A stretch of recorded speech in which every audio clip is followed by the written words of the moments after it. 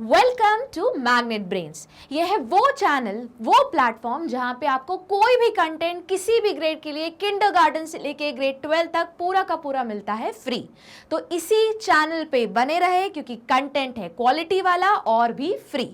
तो last class में हमने डिस्कस किया था, पूरा चैप्टर वाइंड अप हो गया था। तो आज हम मैम क्या करने वाले, आज हम करने वाले एनसीईआरटी के एक्सरसाइज वाले क्वेश्चन डिस्कस। तो चलो एक एक करके स्टार्ट करते हैं। उसके लिए पहले बुक ओपन कर लो, नोटबुक ओपन कर लो, पेन ले लो। किसी भी क्वेश्चन में डाउट आए तो चैट बॉक्स में लिखो। और बहुत अप्रिशिएट करती हूँ मैं उन स्टूडेंट को जो भी मैंने लास्ट 2 क्लासेस में क्वेश्चंस पूछे थे, मैंने तुम लोग के कमेंट्स रीड किए, बिल्कुल सही आंसर लिखा था। ठीक है, तो चलो अब मेरे साथ बने रहते हैं और स्टार्ट करते हैं 1 बाय 1 क्वेश्चंस। तो पहला क्वेश्चन जो एक्सरसाइज का तुम्हारा दिया हुआ है बुक में वो ये था, how is diapause different from hibernation. अब बोलोगे मैम पूरे चैप्टर में तो आपने डायापॉज बोला ही नहीं। हाँ, नहीं बोला। क्यों? क्योंकि बुक में एज सच कोई डेफिनेशन कहीं मेंशन नहीं है। पर अगर तुम खुद बायोलॉजी स्टूडेंट हो तो तुमको क्या करना है, हमेशा याद रखो, अगर कोई नया वर्ड आ रहा है जो तुमने नहीं पढ़ा है तो उसी वर्ड का ब्रेक डाउन करो। ये है ट्रिक। ठीक है, तो अब डाया और पॉज मतलब कुछ तो ऐसे है जो क्या हुआ है, पॉज हुआ है। तो डायापॉज स्पेसिफिकली किसके लिए हम बोलते हैं, हम इंसेक्ट्स के लिए बोलते हैं जब उनका सेलुलर मेटाबॉलिज्म का रेट स्लो हो जाता है। तो चलो देखते हैं क्या लिखा है। Diapause is a period of suspended growth. अब खुद समझो कैसे वर्ड है, पॉज, पॉज मतलब रोक दिया है ना। तो क्या हुआ, ग्रोथ क्या हो गई, सस्पेंड हो गई। और डेवलपमेंट, सस्पेंड मतलब टेम्पररी हुई है, ठीक है, परमानेंट नहीं हुई। चिंता मत करना, नहीं तो वो ऑर्गेनिज्म ही खत्म हो जाएगा। सस्पेंडेड ग्रोथ और development occurring in many insects. मैंने वापस वही बोला, डायापॉज स्पेसिफिकली इंसेक्ट्स के लिए यूज करते हैं। तो many insects and other invertebrates, invertebrates मतलब लोअर ऑर्गेनिज्म, अगर याद होगा तो। During which metabolic activities, metabolic activities मैंने बोला था सेलुलर मेटाबॉलिज्म, तो सेलुलर मेटाबॉलिज्म बोलो या मेटाबॉलिक एक्टिविटी बोलो, एक ही चीज, आर ग्रेटली रिड्यूस। अब बोलोगे ओके मैम ये समझ में आएगा कि डायापॉज वो कंडीशन है जब इंसेक्ट्स या लोअर इनवर्टिब्रेट्स अपना सेलुलर मेटाबॉलिज्म स्लो करते हैं या रोक देते हैं। अब बताओ कोई भी ऑर्गेनिज्म कोई मेटाबॉलिज्म क्यों रोकता है। हो सकता है कोई स्ट्रेसफुल कंडीशन आ जाए। तो मैम स्ट्रेसफुल कंडीशन मतलब क्या, बोर्ड्स एग्जाम आ गए? नहीं, स्ट्रेसफुल कंडीशन अगर ऑर्गेनिज्म के टर्म्स में हम बोलेंगे मतलब हो सकता है फूड स्केर्सिटी आ गई हो, या फिर बाहर का टेम्परेचर बहुत ज़्यादा हो गया हो, या टेम्परेचर ड्रॉप डाउन हो गया हो, या ये भी हो सकता है कि वाटर ही खत्म हो गया हो, कुछ भी हो सकता है। ठीक, अब बोलोगे मैम डायापॉज तो समझ में आ गया, तो दूसरा तो तुमने ऑलरेडी पढ़ रखा है, क्या है वो, हाइबरनेशन। तो बताओ हाइबरनेशन को ही हम क्या बोलते हैं, डीप स्लीप। पर कैसी स्लीप, विंटर वाली स्लीप। क्यों सोते हैं, क्योंकि हमें उन एनिमल्स को क्या एस्केप करना रहता है, विंटर सीजन। करेक्ट, क्यों विंटर सीजन मैम, क्योंकि विंटर में क्या चीज की कमी हो जाती है, फूड की। अब बोलोगे मैम फूड तो ऊपर वाले में भी था, तो ये डिफरेंस कैसे। मेनली हाइबरनेशन फूड से ज्यादा करेक्ट वर्ड है बोलना कि वो ऑर्गेनिज्म इतना लोअर टेम्परेचर कोप अप नहीं कर पाते, तो उससे बचने के लिए उन्होंने बोला जान दो हम काम करते हैं, सो जाते। पर तुम लोग ये मत काम करना है ना, तुम लोग को हाइबरनेशन की जरूरत नहीं है, तुमको जगने की जरूरत है। 1 महीने के बाद ही बोर्ड एग्जाम है। तो देखो, on the other hand hibernation is a sleep, नींद, ठीक है, like state in which a few animal. अब याद रखना ऊपर वाला था specifically for insects and invertebrates, और ये वाला किसके लिए रहेगा, few animals such as fishes, amphibians passes the winter season। अब यहाँ पे बोलोगे मैम पोलर बियर भी तो जाता है। हाँ, पोलर बियर भी जाता है, तो तुम चाहो तो अपने आंसर में कॉमा लगा के जरूर लिख सकते हो, polar bear passes the winter season as a way of surviving food scarcity and cold weather। मतलब अगर तुमको ठंड के टाइम में बहुत ठंड लग रही है तो तुम, अगर याद होगा, तुम बोलते हो मम्मी अभी नहीं उठना, अच्छा लग रहा है रजाई के अंदर, पर वो हाइबरनेशन नहीं है, तुम्हारे पास रजाई है, हीटर है घर पे, ठीक है, और तुम क्या हो, वापस एक होम्योथर्मिक एनिमल हो, तुम अपना बॉडी टेम्परेचर मेंटेन कर सकते हो, सोने की जरूरत नहीं है, उठो पढ़ना शुरू करो। ठीक, तो ये आया समझ में major difference between diapause and different from hibernation. तो डायापॉज इंसेक्ट्स के लिए, इनवर्टिब्रेट्स के लिए क्या है, मेटाबॉलिज्म रुक जाता है या स्लो डाउन हो जाता है। क्यों, क्योंकि कुछ एक्सट्रीम कंडीशन हो सकती है, वो विंटर भी हो सकता है, समर भी हो सकता है, मतलब ज्यादा टेम्परेचर भी, कम टेम्परेचर भी, फूड की स्कैरसिटी भी और वाटर की स्कैरसिटी भी। पर हाइबरनेशन स्पेसिफिकली विंटर सीजन का ही, कोल्ड टेम्परेचर का रेजिस्ट नहीं बोल सकते, उसको स्किप करने का तरीका। और उसमें भी क्या होता है, मेटाबॉलिज्म स्लो ही हो जाता है, ठीक, क्योंकि फूड भी अवेलेबल नहीं है। और कौन करता है, fishes, amphibians and higher vertebrates, ठीक है। चलो आते हैं अगले क्वेश्चन पे।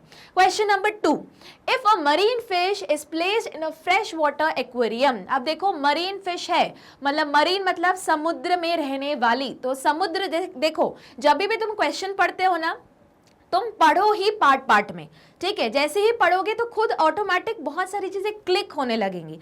तो मरीन फिश है मतलब समुद्र में रहने वाली, तो बताओ फ्रेश वाटर और समुद्र के water means fresh water and salt water या फिर मरीन वाटर में बेसिक डिफरेंस क्या होता है, सलानिटी का, करेक्ट। उसी को हम क्या बोलते थे, हेलाइन। तो जल्दी से याद करो, एनिमल्स कितने टाइप पे हमने स्टडी किए थे, 2 टाइप में, कौन कौन से, यूरी हेलाइन, स्टेनो हेलाइन। अब इतना तुमने जैसे ही इतने यहीं तक पढ़ा तुमको रिकॉल हो गया। चलो अब क्वेश्चन आगे पढ़ते हैं। Will the fishes be able to survive. अगर तुमको याद होगा जब हमने पढ़ा था स्टेनो हेलाइन का एग्जाम्पल, मैंने बोला था मेजॉरिटी ऑफ द फिश इसी कैटेगरी में आती है। अब स्टेनो हेलाइन मतलब बहुत जिनमें कम टॉलरेंस है, नैरो रेंज है क्या, सैलिनिटी को टॉलरेट करने का। तो अब सोचो एक ऐसी फिश है जो हैबिचुएटेड है सलाइन वाटर में रहने के लिए। अब यहाँ पे कुछ कंसेप्ट बिल्डअप करूंगी मैं, सिर्फ 2 मिनट के लिए रुकना। और कुछ और जो फ्रेश वाटर की फिशेस रहेंगी उनमें तो सैलिनिटी का रेशो बहुत कम रहेगा। तो अब ये बताओ मेरे को, उन्होंने बोला है वाई और वाई नॉट, क्या वाई और वाई नॉट, कि क्या वो फिश सर्वाइव कर पाएगी। अब तुमने बोला मैम उसके अकॉर्डिंग तो फिश को सर्वाइव करना नहीं चाहिए, आंसर करेक्ट, लॉजिक बताओ। तो देखो पहले हम पढ़ते हैं फिर लॉजिक बिल्डअप करेंगे। When a marine fish is placed in fresh water aquarium the fish will not be able to survive because marine fish is adapted to live in saline sea water. बोलो ma'am यहाँ तक तो हमने खुद ही निकाल लिया था answer. In fresh water it will not be able to cope with the outside hypotonic environment because of osmoregulation problem. अब बोलोगे मैम ये सब वापस क्या क्या लिखा है, तो ये है बचपन वाला क्वेश्चन, ठीक है, नहीं याद है मैं तो हुई वापस समझाती हूं। तो देखो जरा, हाइपोटोनिक, ध्यान से सुनना, थोड़ा सा कंसेप्ट बिल्डअप होगा अगर नहीं पता है तो। हाइपो का मतलब बायो में या केमिस्ट्री में भी मतलब होता है कम, ठीक, और टोनिक का मतलब होता है तुम्हारा क्या, सल्यूट। अब बोलोगे मैम सल्यूट कहां से आ गया, चलो डिस्कस करते हैं। क्या होता है, एक होता है सॉल्यूशन, चलो मैं व्हाइट बोर्ड ही लेके तुमको पढ़ाती हूँ सबसे पहले, तो थोड़ा कुछ समझ में आएगा, ठीक है। देखो सबसे पहले ये थोड़ा सा केमिस्ट्री का पार्ट पढ़ा रही हूँ तुमको समझाने के लिए, अगर याद आ गया तो देखो जरा। तो सॉल्यूशन तुमने देखा होगा, सॉल्यूशन तुमने देखा होगा कितने टाइप के रहते हैं, या कितने टाइप से बेटर है पहले हम डिस्कस करते हैं सॉल्यूशन के कंपोनेंट। तो सॉल्यूशन किस किस का बना रहता है, सॉल्यूट प्लस सॉल्वेंट, ठीक है। अब जैसे नींबू पानी, तो नींबू पानी सपोज करो सिर्फ नींबू और पानी है, तो पानी क्या रहा तुम्हारा, सॉल्वेंट। सॉल्यूट क्या रहा तुम्हारा, जो नींबू का रस तुमने मिलाया था वो, या शुगर सॉल्यूशन। या इतना दूर क्यों जाते हो, अभी तो समर्स आएंगी तो रसना पियोगे, तो पानी में रसना ऐड करोगे, तो पानी क्या हुआ तुम्हारा सॉल्वेंट, रसना क्या हुआ तुम्हारा सॉल्यूट हुआ, ठीक। अब देखो हम बोलोगे मैम यहाँ ये सब क्यों पढ़ा रहे हो, तो पढ़ा हुआ है, करेक्ट। अब ऐसा कंडीशन, अब मैंने बोला सॉल्यूट के लिए हम क्या वर्ड यूज करते हैं, टॉनिक वर्ड यूज करते हैं, कुछ आया समझ में। अब मैंने बोला एक ऐसा सॉल्यूशन है जहां पे सॉल्यूट की कंसंट्रेशन ज्यादा है, तो हम बायो में या केमिस्ट्री में, हाइपो का मतलब क्या होता है, कम, लिख देती हूं मैं यहाँ पे, हाइपो का मतलब क्या होता है, कम होता है, और हाइपर का मतलब क्या होता है, ज्यादा होता है। अब मुझे बोलना है एक ऐसा सॉल्यूशन, मैंने एक ऐसा रसना बनाया, जब तुमने टेस्ट किया तुमने बोला मैम बहुत स्ट्रांग बन गया। स्ट्रांग बन गया मतलब क्या, उसमें रसना का कंसंट्रेशन ज्यादा हो गया, रसना क्या था, सॉल्यूट था, तो उसको हम क्या बोलेंगे, हाइपरटोनिक। कुछ आ रहा है क्या समझ में? तो रसना जब बहुत स्ट्रांग हो गया, तुमने बोला हाइपरटोनिक बन गया, मतलब पानी कम था और तुम्हारा रसना का कंसंट्रेशन ज्यादा हो गया। बोलोगे मैम ऐसा तो होता नहीं है। यहाँ पे मैं इस चीज से लिंक करना चाहती हूँ कि जो नॉर्मल रसना का हम पीते हैं, जहाँ में मम्मा ने रसना बनाया, तुमने बोला बहुत अच्छा बना है, तो अब बोलोगे मैम वैसे ही सल्यूट हमेशा कम रहता है सॉल्वेंट से, करेक्ट, बट एक पर्टिकुलर रेशो रहता है उनके बीच में। जब यही रेशो गड़बड़ा जाए, रेशो में क्या गड़बड़ा जाए कि जिस रेशो के अकॉर्डिंग सल्यूट का कंसंट्रेशन ज्यादा हो जाए तो उसको बोलोगे हाइपरटोनिक। तो ये हाइपरटोनिक मतलब कैसा रसना? तुमने बोला हाँ बहुत स्ट्रांग बन गया, तो हाइपरटोनिक। इसी का उल्टा, तुमने रसना टेस्ट किया, बोला हो कितना पनियल बना है, तो पनियल बना है मतलब जितना सल्यूट होना चाहिए था उतना है नहीं, कम हो गया, तो वो कैसा हुआ? हाइपोटोनिक। ठीक, इतना आया समझ में? अब मम्मी ने बना दिया एकदम सही वाला रसना, मतलब जो चीजें तुमको चाहिए थी, तो उसको हम क्या बोलेंगे? आइसोटोनिक। थोड़ा थोड़ा केमिस्ट्री का है, पर यहाँ क्यों बता रही हूँ क्योंकि अब समझ में आएगा। अब क्यों बताए ये सब कुछ, चाहो तो फटाफट लिख लो। अब बोलोगे मैम ये सब कुछ क्यों बताया? इसलिए बताया क्योंकि एक मछली थी जो सलाइन वाटर में रहती थी, तो मछली, चलो मछली बना लेते बाबा। अब मेरी ड्राइंग इतनी सुंदर है पर इस पे नहीं आ रही है, ठीक है। तो एक मछली थी, चलो मुस्कुराती हुई मछली, ठीक है, गोल्डफिश जैसे लग रही है, गोल्डफिश नहीं क्योंकि हम मरीन फिश बना रहे हैं, ठीक है। तो एक मछली थी जो कैसे रहती थी? सलाइन वाटर में रहती थी। सलाइन वाटर में रहती थी मतलब हाइपरटोनिक सिचुएशन में रहती थी। अब तुमको ऑलरेडी पता है कि वो मतलब मछलियां क्या रहती है? स्टेनोअलाइन, बहुत कम नैरो रेंज की सैलिनिटी को टॉलरेट कर पाती हैं, ठीक। इस मछली को उठा के तुमने डाल दिया किस में? फ्रेश वाटर में। अब फ्रेश वाटर तो ऑलरेडी कैसा रहता है? इस सलाइन वाटर मतलब सी वाटर के कंपेयर में कैसा है? हाइपोटोनिक, ठीक। अब प्रॉब्लम कहाँ आएगी रे भैया? जैसे ही ये यहाँ पहुंचा तो ये मछली हो गई उदास। क्यों? ऑस्मोसिस के कारण, क्योंकि वहां पीछे आंसर में एक वर्ड लिखा था ऑस्मो रेगुलेशन। ऑस्मो रेगुलेशन का मतलब क्या होता है? कोई भी नॉर्मल प्रोसेस जिसमें ऑस्मोसिस हो रही है, या कोई भी नॉर्मल प्रोसेस जो ऑस्मोसिस के थ्रू हो रही है। अब जल्दी से याद करो, ऑस्मोसिस क्या होता है? movement of water molecule from an area of higher concentration to the area of lower concentration through semi permeable membrane। अब देखो, इस मछली को आदत थी हाइपरटोनिक में रहने की, इसको उठा के तुमने डाल दिया हाइपोटोनिक में, तो ये उदास क्यों हो गई? क्योंकि उदास इसलिए हो गई, इसकी बॉडी इस हाइपरटोनिक के अकॉर्डिंग एडजस्टेड थी। अब यहाँ पे सैलिनिटी का रेशो हो गया चेंज, वो स्टेनोहलाइन कैटेगरी में आती थी, अब क्या हो गया? बहुत बड़ी गड़बड़ हो जाएगी, जिसका रिजल्ट ये होगा, ये बेचारी क्या हो जाएगी? मर जाएगी, ठीक है। कैसे मरेगी? 2 मिनट रुको, पहले हम आंसर पढ़ते हैं फिर आगे बढ़ते हैं। तो इतना समझ में आया, in fresh water it will not be able to cope with the outside hypotonic. अब फ्रेश वाटर में सॉल्ट का लेवल कम है, hypotonic environment, because of osmoregulation problem. मतलब जो ऑस्मो रेगुलेशन उस सॉल्ट कंसेंट्रेशन में मेंटेन हो रहा था, इस पानी में इतना नमक है नहीं, तो वो ऑस्मो रेगुलेशन, उसकी जो जितने भी सेलुलर मेटाबॉलिज्म है जो ऑस्मो रेगुलेशन के थ्रू हो रहा है, वो हिंडर हो जाएगा या डिस्टर्ब हो जाएगा। In fresh water the concentration of water, the difference between the concentration of water and inside of fish are increase. हुआ कि नहीं? बाहर ज्यादा था, नॉर्मल में वो ज्यादा सॉल्ट में रहती थी, फ्रेश वाटर में आई तो यहाँ पे कंसेंट्रेशन कम हो गया, and therefore the osmotic pressure is also increase। अब osmotic pressure क्यों increase हो गया? अब बाहर फ्रेश वाटर है, अंदर पानी, उस मछली के अंदर पानी कम है। अब बोलोगे मैम ये क्या बोल रहे, नहीं समझ में आ रहा। देखो, वो जो फिश है वो हैबिचुएटेड थी, मतलब उसने अपना बॉडी को रेगुलेट करने के लिए जितना सॉल्ट बाहर था उतना ही सॉल्ट अपने बॉडी के अंदर अकोमुलेट किया था, ताकि वो क्या रहे? इक्विलिब्रियम में रहे। ये कैसे? The fish has to take more water in the body to be able to survive and to get rid of the excess salt present in its body. पर ये कब होता था? जब वो जो फिश है वो जब मरीन में रहती थी। अब तुमने पूरा कंडीशन ही चेंज कर डाला, तो अब उसका सेलुलर मेटाबॉलिज्म क्या हो गया? गड़बड़ आ गया। तो इतना आया क्या समझ में? तो in fresh water the concentration of water, the difference between the concentration of water and inside the fish are increase, therefore the osmotic pressure is also increase. अब देखो समझो, अगर यही क्वेश्चन 1 या 2 मार्क में है तो इतनी बड़ी कहानी मत लिखो, क्या करो 1-2 मार्क मतलब मैक्सिमम 2 या 3 लाइन। अगर तुम मेन पॉइंटर्स लिख के भी आंसर लिख सकते हो तो वेल एंड गुड, ठीक।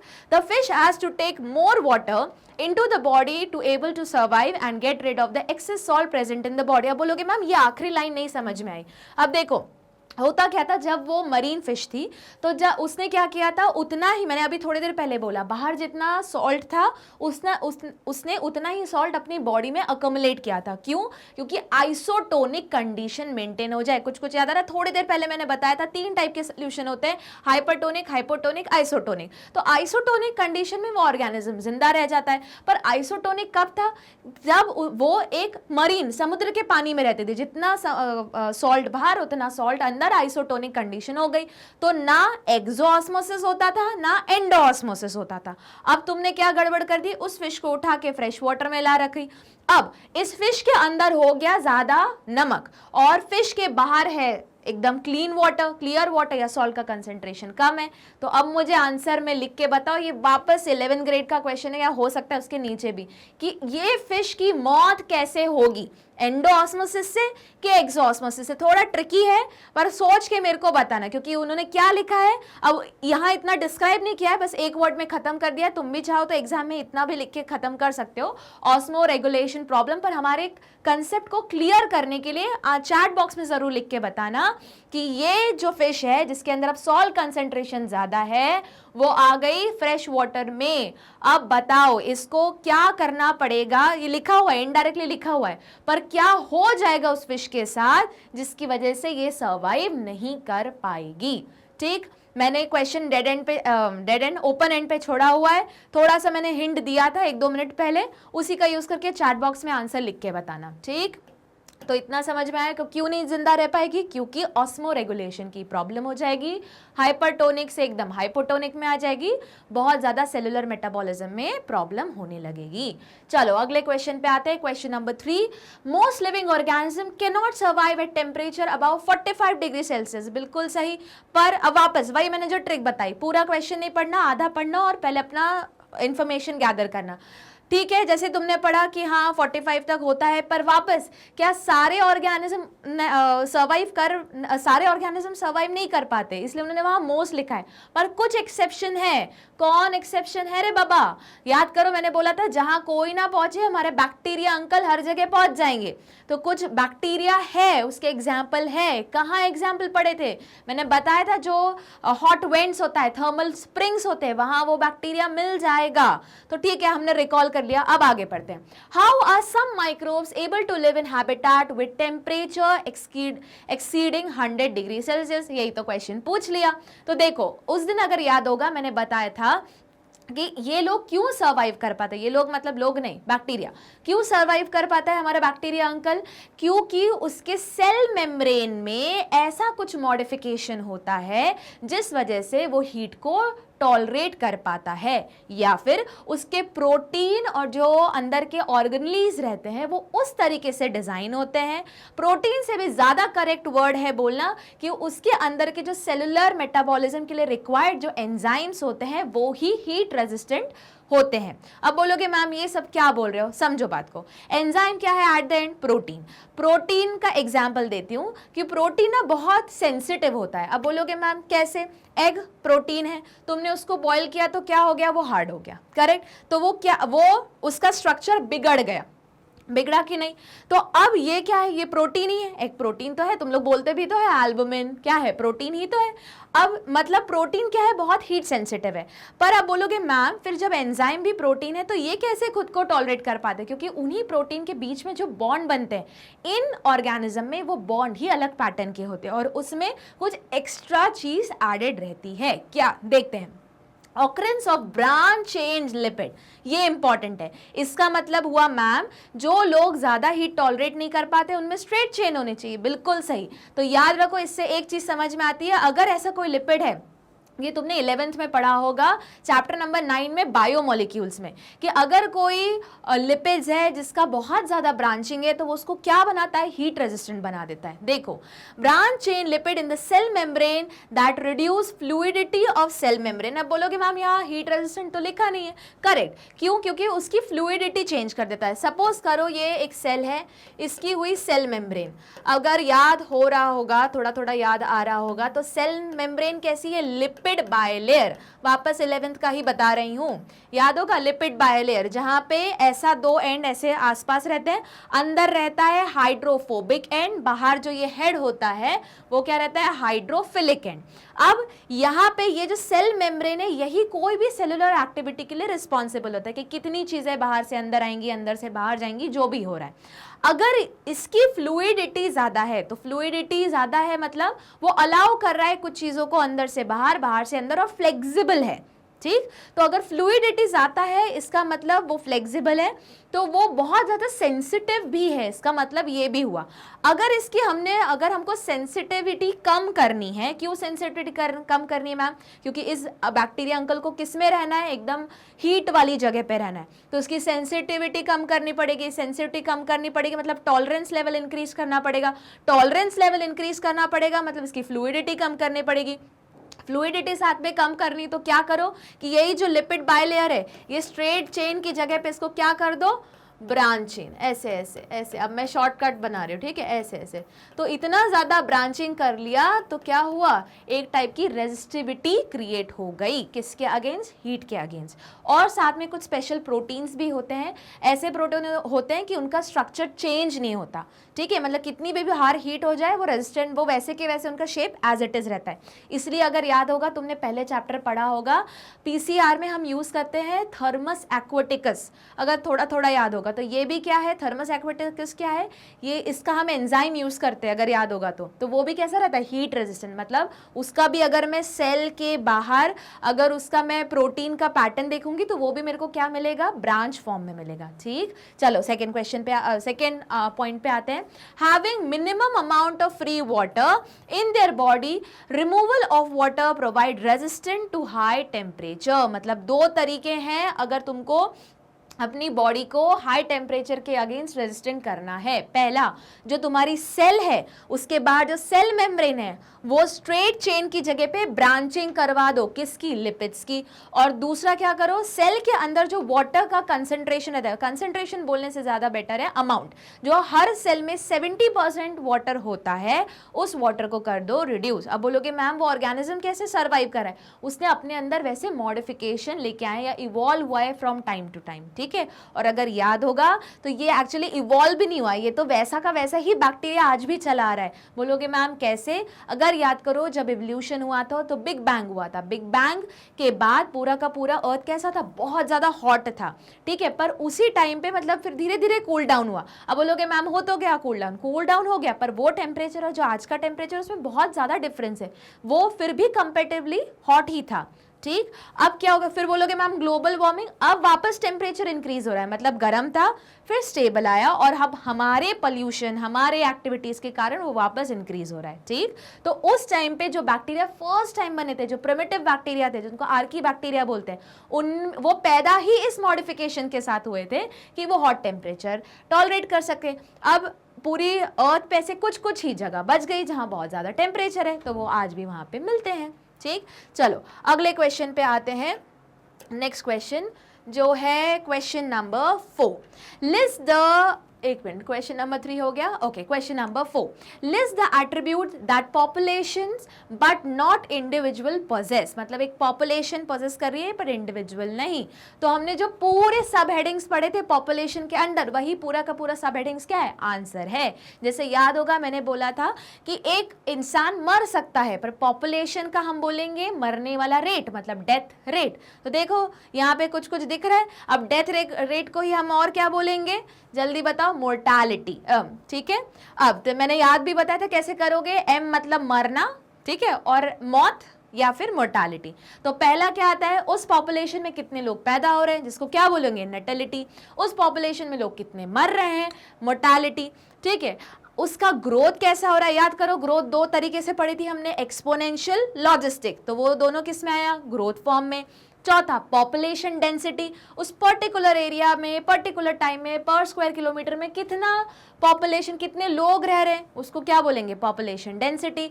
याद करो मैंने बताया था दिल्ली की बहुत ज़्यादा ओवर क्राउडेड है, वही ग्रीनलैंड की पॉपुलेशन डेंसिटी एक्सट्रीम कम है, 0.00217 ऐसा कुछ है, ठीक है, मतलब उसको जीरो ही मान लो। चलो, क्योंकि ग्रीनलैंड की पूरी जो पॉपुलेशन है वही बहुत कम है, तो वो अब अगर स्प्रेड भी होगी तो कितनी, ठीक। आते हैं फिफ्थ में पॉपुलेशन डिस्पर्जन, यही वो चीज़ कि एक पर्टिकुलर जगह पे बहुत ज़्यादा लोग रह रहे हैं, एक पर्टिकुलर जगह पे बहुत कम रह रहे हैं। अब इंडिया में ही देख लो, जैसे इंडिया में अगर तुम थोड़ा हिमालय साइड या पहाड़ी साइड जाओगे तो लोग तुम्हें कम बसे हुए मिलेंगे, और वही एक दिल्ली है, इतना ओवर क्राउडेड जगह, ठीक है। अब आते हैं 6 पॉइंट पे, पॉपुलेशन एज डिस्ट्रीब्यूशन। याद करो कल हमने 3 पिरामिड्स पढ़े थे अलग अलग टाइप के, इंक्रीजिंग, स्टेबल, कुछ याद आया, तो वो एज डिस्ट्रीब्यूशन जिसमें हम 3 एजेस का डिस्कशन करते थे, pre reproductive, reproductive, post reproductive, तो वही हुआ। पर वो हम कोई इंडिविजुअल के लिए थोड़ी ना बोलते, हम तो पूरा पॉपुलेशन देखते हैं उसमें। उसके बाद आखिरी सेक्स रेशो, कि कितने मेल्स में कितनी फीमेल है। ये किसी ने, मैंने पूछा था मेरे फर्स्ट लेक्चर में कि बताओ कौन सा स्टेट है, तो किसी ने केरला लिखा था, एकदम एब्सोल्युटली करेक्ट, ठीक है। अब मुझे बताओ इसके चैट बॉक्स में लिखो कि कौन सा स्टेट सबसे कम, जिसमें ये रेशो सबसे ज्यादा गड़बड़ है इंडिया में, ये भी लिखना आज के चैट बॉक्स के नीचे, मैं पढ़ने वाली हूँ, ठीक है। मैं चैट्स पढ़ती हूँ, ये अलग बात है कि मैं वहाँ रिस्पॉन्स नहीं करती, पर मैं पूरा देखती हूँ कि कौन आंसर दे रहा है, कौन आंसर नहीं दे रहा है। तो ये तो इजी था। चलो अब आते हैं अगले क्वेश्चन पे आते हैं, क्वेश्चन नंबर 5। अब बोलोगे मैम इसमें तो इतने सारे कैलकुलेशन है, आपने तो बोला था कोई कैलकुलेशन नहीं आता। जनरली नहीं आता है, पर कभी कभी कुछ चांसेस होते हैं, तो इस पर्टिकुलर क्वेश्चन को स्टार मार्क कर लो। अब यहाँ पे ये क्वेश्चन सॉल्व करने के लिए एक फॉर्मूला चाहिए जो इनडायरेक्टली तुम्हारे बुक में दिया हुआ है, अपन डायरेक्ट फॉर्मूला पढ़ेंगे, ठीक है। तो कॉपी उठाओ, पेन उठाओ और ये फॉर्मूला भी लिखना, पर पहले हम क्वेश्चन पढ़ते हैं। If a population growing exponentially, तो एक्सपोनेंशियली मतलब कैसा, इस टाइप का कर्व, पहले इतनी थी फिर एकदम डबल हो गई। अब बताओ जब भी कोई पॉपुलेशन एक्सपोनेंशियली ग्रो होती है, इसका मतलब क्या है, उसमें अनलिमिटेड रिसोर्स है, कोई कंपटीशन नहीं, ठीक। अब और उसमें कैसा कर्व बनता है, J shape curve, double in size in 3 years, ठीक है, साइज डबल हो गया 3 साल में। What is the intrinsic rate of increase r in the population. तो ये इतना सॉल्व करने के लिए सबसे पहले एक फॉर्मूला लिखो। क्या फॉर्मूला है, N t is equal to N naught e to the power r t. दिख रहा है, फटाफट लिखो अपनी कॉपी में, ठीक है। अब बोलोगे मैम ये सब क्यों लिखा है, तो कुछ पता ही नहीं चल रहा है। देखो तो n मतलब क्या, वापस पॉपुलेशन डेंसिटी, अगर याद करो पॉपुलेशन को हम बताते हैं n से। अब बोलोगे मैम t मतलब क्या, t मतलब एज्यूम कर रहे हैं एक पर्टिकुलर टाइम पे।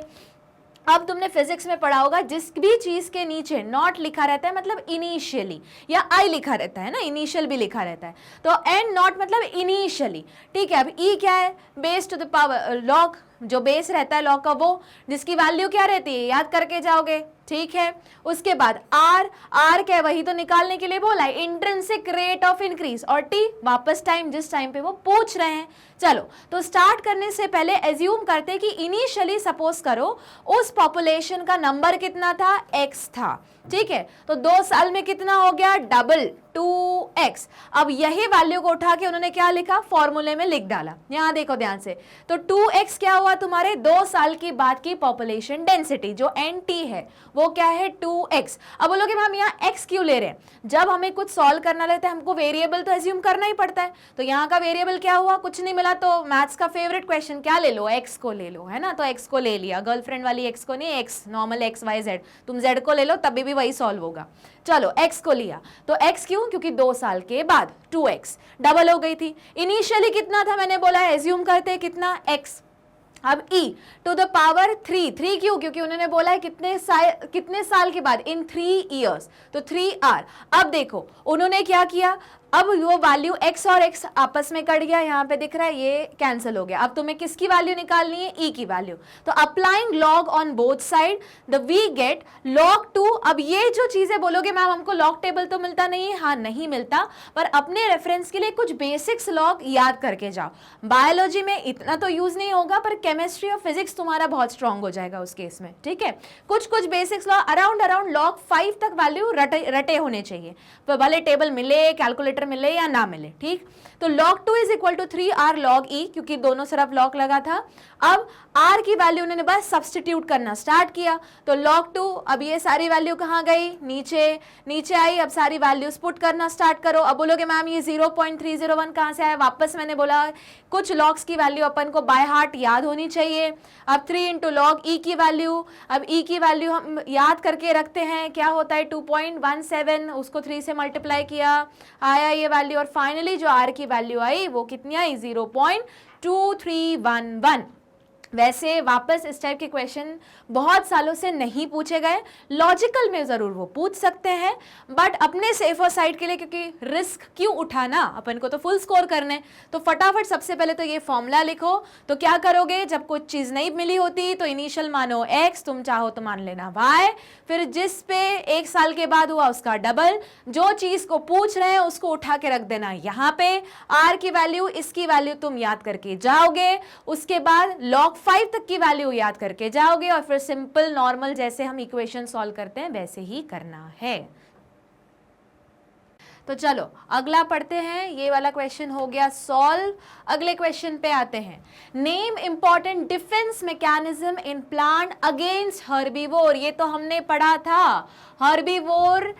अब ऐसा डिफेंस मैकेनिज्म जो किसने डेवलप किया है? प्लांट्स ने। याद करो हमने ज़ेरोफिटिक में पढ़ा था। इनफैक्ट बहुत सारे प्लांट्स हैं जो तुम्हारे लोकल भी मिलते हैं, उन्होंने क्या किया, उनको लगा कि अरे हम पे मुसीबत आ सकती है, चलो क्या करें, डिफेंस मैकेनिज्म ऑब्टेन कर ले। डिफेंस में मतलब थॉर्न्स, स्पाइन्स, कुछ याद आया? चलो देखते हैं answer. There are various defence measure for animals against predator, वो तो है ही, but plants they can not move. कहाँ बेचारे, भाग तो सकते ही नहीं है। They can not move away, have certain defence mechanism against herbivore. Their main defence are chemical toxins. अगर याद होगा केमिकल टॉक्सिन, जैसे हमने पढ़ा था कि कुछ प्लांट्स पॉइजनस होते हैं, जैसे क्या हुआ, कैलोट्रोपिस, धतूरा, पॉपी, ये क्या है, सब पॉइजनस प्लांट है, कोई नहीं खाता। अगर गलती से किसी प्लांट ने खा लिया तो फिर क्या है, बस एक बार वॉमिटिंग्स, फिर नौजिया, चक्कर, और हो सकता है मौत भी। तो प्लांट एनिमल ने बोला बाबा खाना ही नहीं है जिसमें पॉइजन है। तो पहला तरीका क्या हुआ, खुद में पॉइजन डेवलप कर लो, ठीक है। such as citrullin, a poison produced by tropical vine, morphine, वही मैंने जो बोला पॉपी मतलब पैपेवर सोमनीफेरम, जिससे बेसिकली जितने भी ड्रग्स हैं वो बनते हैं, है ना। कौन से ड्रग्स, वो जो मॉर्फिन बोलते हैं, मॉर्फिन, कोकेन, वो सब एक ही पौधे से बनते हैं, अलग अलग पार्ट से। Morphine by opium poppy, illegal जिसको अफीम बोलते हैं, वो वही है और कुछ नहीं। Nicotine produce by tobacco plant, nicotine वही तंबाकू, जो गुटखा तंबाकू जिसमें जो निकोटीन रहता है वो वही है ना, जो पत्ते में रहता है, तो वो क्या है, निकोटीन। जिसका ऐड आता है मुकेश, वो मुकेश क्यों मरा था, इसी निकोटीन के कारण। तो बोलोगे मैम फिर पीते क्यों, अरे वो अलग कहानी रही, नहीं करना चाहिए। पर प्लांट्स ने खुद बोला कि अब तुम एनिमल खा के देखो। सोचो प्लांट ने खुद क्यों ये डेवलप किया है पॉइजन, ताकि उनको कोई आके ना खाए। फिर भी कुछ लोग बस लपेट लिया और क्या कर लिया, सिगरेट शुरू। गलत है ना। अब खुद सोचो, नेचर खुद बोल रहे नहीं खाना है मेरे को, फिर क्यों खाओ। अब अगर ध्यान से देखोगे, पर ये सारी चीजें मेडिसिनल यूज में भी होती, तो कम क्वांटिटी में वो मेडिसिन है, पर रेगुलर ही शौकिया तौर पर खा रहे हो, शौक बड़ी चीज है, तो फिर गड़बड़ है, ठीक है। चलो, nicotine produce by tobacco plant. Next, apart from these chemical, the common defence measure जो मैंने सबसे पहले डिस्कस किया, इज प्रेजेंस ऑफ स्पाइन। याद करो, मॉडिफाइड लीव जैसे किसमें था, ओपुंशिया में था, है ना, कैक्टस में था on leave, stem on the plant, modification of leave into thorn, bougainvillea में थॉर्न्स होते हैं, development of sharp silicate edges in leaf which prevent them against the damage caused by herbivore। तो बेचारा प्लांट बहुत tasty लग रहा है पर हर्बीवोर खा नहीं पाएगा, क्यों? क्योंकि उसमें थॉर्न्स हैं। क्यों? क्योंकि उसकी लीफ ही नहीं रही, किसमें कन्वर्ट हो गई? स्पाइन में। फिर भी बहुत टेस्टी लग रहा है, एनिमल बोलेगा नहीं खा सकते क्योंकि जहर भरा हुआ है। आया समझ में? तो ये तो इन जनरल क्वेश्चन है, तुम पॉइंटर्स में भी आंसर्स लिख सकते हो जो तुमको एग्जाम में जल्दी स्कोर करने में, अच्छा स्कोर करने में हेल्प करेगा। चलो अब आते हैं अगले क्वेश्चन पे, question number 7। An orchid plant is growing on the branch of mango tree। यहीं तक क्वेश्चन पढ़ो, याद करो ये किस चीज का एग्जाम्पल हमने पढ़ा था, जल्दी बताओ, कुछ बिना इस पैरा को देखे। कमेंसिलिज्म। कमेंसिलिज्म क्या होता है? जल्दी बताओ, मत पढ़ो पैरा, पहले बताओ रिकॉल करके। एक ऐसा रिलेशनशिप जिसमें एक को तो कुछ फर्क ही नहीं पड़ रहा है, जो इस केस में कौन था? मैंगो ट्री, और एक को क्या हो रहा है? फायदा हो रहा है। मैंगो ट्री ने बोला तुम मेरे ऊपर उग भी जाओगे तो कोई प्रॉब्लम नहीं है, क्योंकि तुम सिर्फ उग रहे हो, मेरा न्यूट्रिशन तो ले नहीं रहे हो, सिर्फ सपोर्ट के लिए मेरे को लिए हो ना, ले लो, मेरे को तो तुम रहो या ना रहो कुछ फर्क तो पड़ने वाला है नहीं। पर किसको फायदा है? ऑर्किड प्लांट को। ठीक, अब हमको पूरा कमेंसिलिज्म याद आ गया। अगला पढ़ते हैं, how do you describe this interaction between the orchids and mango tree. अरे जो अपन ने रिकॉल किया वही पूछ लिया इन लोगों ने, तो चलो आंसर देखते हैं। An orchid plant is growing on branch of mango tree is called epiphytes. याद रखना, ये टर्म 11th में भी पढ़ा होगा। वापस अगर कोई भी चीज किसी दूसरे, जैसे तुमने घर का नॉर्मल एग्जाम्पल हुआ मनी प्लांट, वो भी एक टाइप का एपीफाइट है। एक बड़ा सा कोई पेड़ है, उसमें छोटा सा मनी प्लांट स्टार्ट करो चढ़ाना, वो पूरा चढ़ जाएगा उस पे।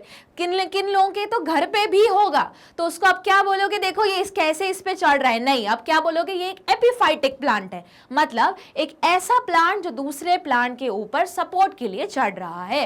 Plant growing on other plant और trees, why? For the support. ठीक है, तो सपोर्ट देने में किसी का कोई प्रॉब्लम नहीं है, ये पैरासिटिज्म नहीं है, कंफ्यूज मत करना इसको पैरासिटिज्म से। This type of interaction is known as commensalism, where in orchid derive benefits of interaction, where as mango tree is not affected. But obvious mango tree को तो कुछ फर्क नहीं पड़ा। The orchid growing on the branch of tree get more light to grow. क्यों? क्योंकि वो जगह देख रहा है, सपोर्ट देख रहा है, जैसे जैसे ऊपर जाएगा, अगर सोचो बोलेगा मैम लाइट तो यहां भी है यहां भी है, करेक्ट। सपोज बड़ा ट्री है और नीचे डायरेक्ट जमीन पे लग गया, ठीक है, अब ट्री का कैनोपी ही इतना बड़ा है कि सनलाइट आ नहीं पा रही है, पर उसकी वजह से वो पूरा क्लाइम कर करके ऊपर तक पहुंच गया, एक पर्टिकुलर रेंज तक जहां उसको सनलाइट मिल पा रही है। तो क्यों सपोर्ट कर रहा है? वो क्यों चढ़ना चाह रहा है? सपोर्ट के लिए तो है फर्स्ट। दूसरा क्या मिल रहा है उसको? More light to grow. ठीक है, the mango tree is not harmed in any way. Commensalism can be defined as an interaction between two animals or plants species that habitually live together, in which one species benefits from association while the other is unaffected। तो देखो कितना फायदा रहता है इस pattern में पढ़ने का।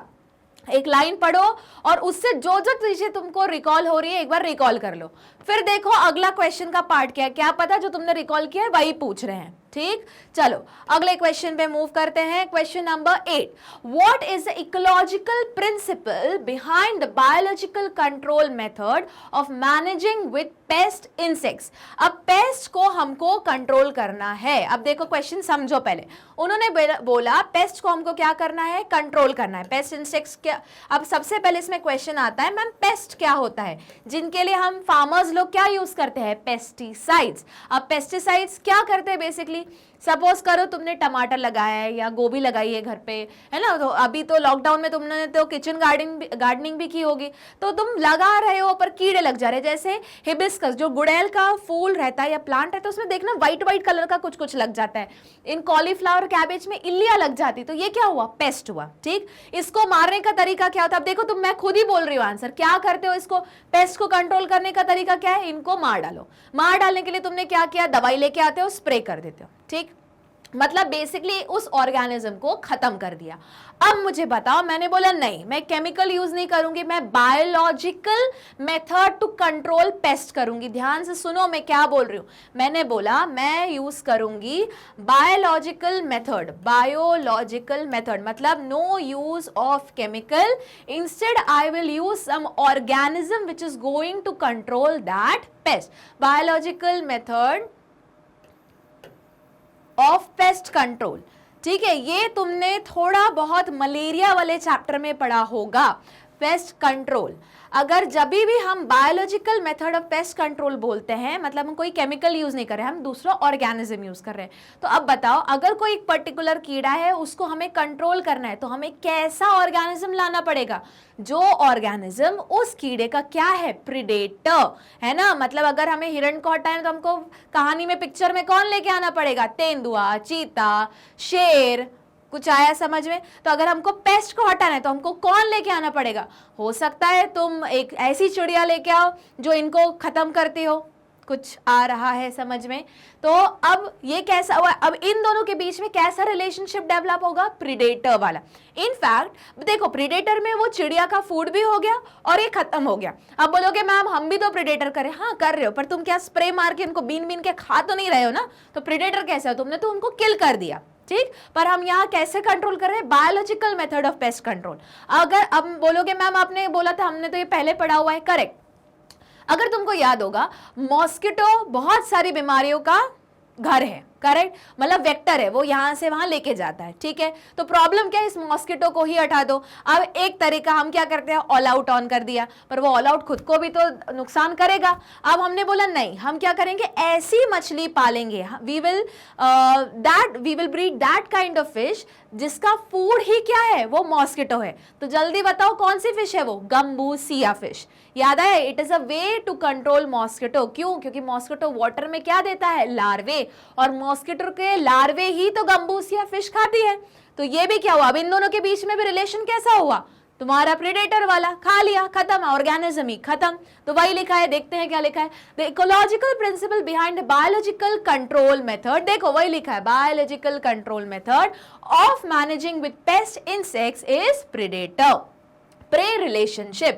It is based on the ability of the predator to regulate prey population. मतलब अगर तुम्हारे फार्म में बहुत ज्यादा पेस्ट हो रहे हैं तो उन चिड़ियाओं को पाल लो जिनका खाना क्या है, वही पेस्ट है, ठीक। इजी था। चलो अगले स्लाइड पे मूव करते हैं।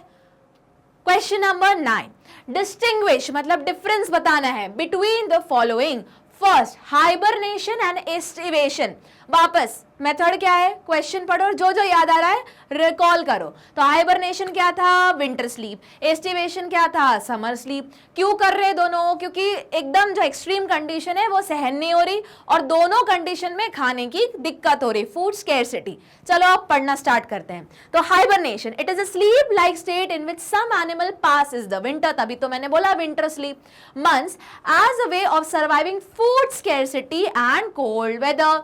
अब एस्टिवेशन क्या है, it is state of inactivity occurring in some animals such as lungfish during prolong period of drought and heat. मतलब सूखा और गर्मी को बचने के लिए क्या किया उन लोगों ने, उन्होंने बोले एक काम करते हैं, अपन गड्ढा खोदते हैं मड़ी एरिया और उसमें जाके चुपचाप बैठ जाते हैं, क्योंकि बाहर तो भैया बहुत टेम्परेचर है, इतना टेम्परेचर टॉलरेट नहीं कर पाएंगे, तो हम थोड़ा गीली मिट्टी में जाके बैठ जाएंगे, ठीक है।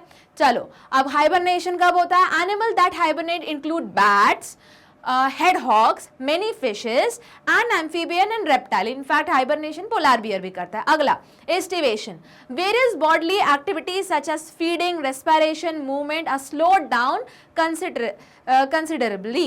तो मतलब क्या हुआ भाई, अगर किसी ने मेन डिफरेंस पूछा तो तुमने जैसे रिकॉल किया, कोल्ड वेदर, यहाँ पे हीट एंड समर स्लीप या ड्रॉट स्लीप, ठीक है। एनिमल इसमें कौन कौन आता है, देखो अब यहाँ पे ये दूसरा डिफरेंस बना, एग्जाम्पल ही तुम दे सकते हो। यहाँ पे तुमने लिख दिया बैट्स आ गए, बहुत सारे एम्फीबियंस आ गए, रेप्टाइल्स आ गए, हेडजॉग आ गए।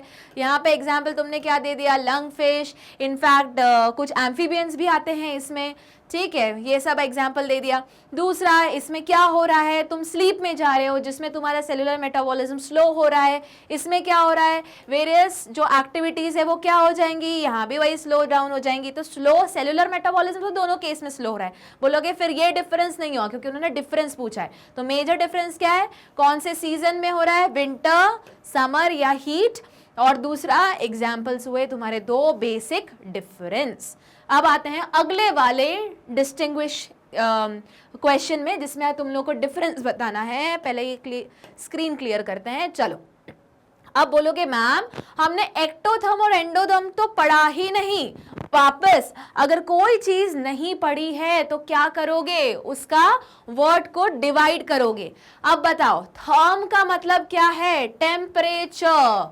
अब एंडो मतलब अंदर, तो अंदर टेम्परेचर, ये कैसी बकवास हुई मैम, अंदर टेम्परेचर मतलब अंदर टेम्परेचर मतलब कोई इनसाइड टेम्परेचर मत एग्जाम में लिख के आना। बोला मैम ने बोला था कि बस वर्ड को हाफ में डिवाइड कर लो, नहीं, इनसाइड टेम्परेचर मतलब ऐसे ऑर्गेनिज्म जो अपने बॉडी के अंदर का टेम्परेचर को क्या कर पाए, रेगुलेट कर पाए। तो बोलोगे मैम बेसिकली ये तो होम्योथर्मिक हुआ ना, हाँ। तो मैम बेसिकली ये वार्म ब्लडेड हुआ ना, हाँ। तो देखो तरीका, देखो आ रहा है समझ में, एंडोथर्म, थर्म मतलब टेम्परेचर, एंडो मतलब अंदर का टेम्परेचर जो रेगुलेट कर पाए। अब इसी का उल्टा, अब बोलोगे मैम ये कैसे याद आएगा, एंडो और एक्टो। अरे तुमने पैरासाइट पढ़ा था लास्ट क्लास में, मैंने बताया था पैरासाइट। पैरासाइट दो तरीके के होते हैं, एक जो बाहर रहते हैं एक्टो, जो अंदर रहते हैं एंडो। मतलब बायोलॉजी में अगर मैंने कभी भी एक्टो बोला मतलब मैं बाहर के बारे में बात कर रही हूँ, एंडो बोला मतलब अंदर के बारे में बात कर रही हूँ। जैसे तुमने 11th में पढ़ा होगा एपिडर्मिस और एंडोडर्मिस। तो एपी मतलब ऊपर वाली, एंडो मतलब अंदर वाली। ठीक, चलो तो अब डिफरेंस पढ़ते हैं। Ectotherms are those animal that does not have ability to produce sufficient internal metabolic heat to maintain a constant body temperature. मतलब ये क्या नहीं कर पाते, does not maintain their constant body temperature.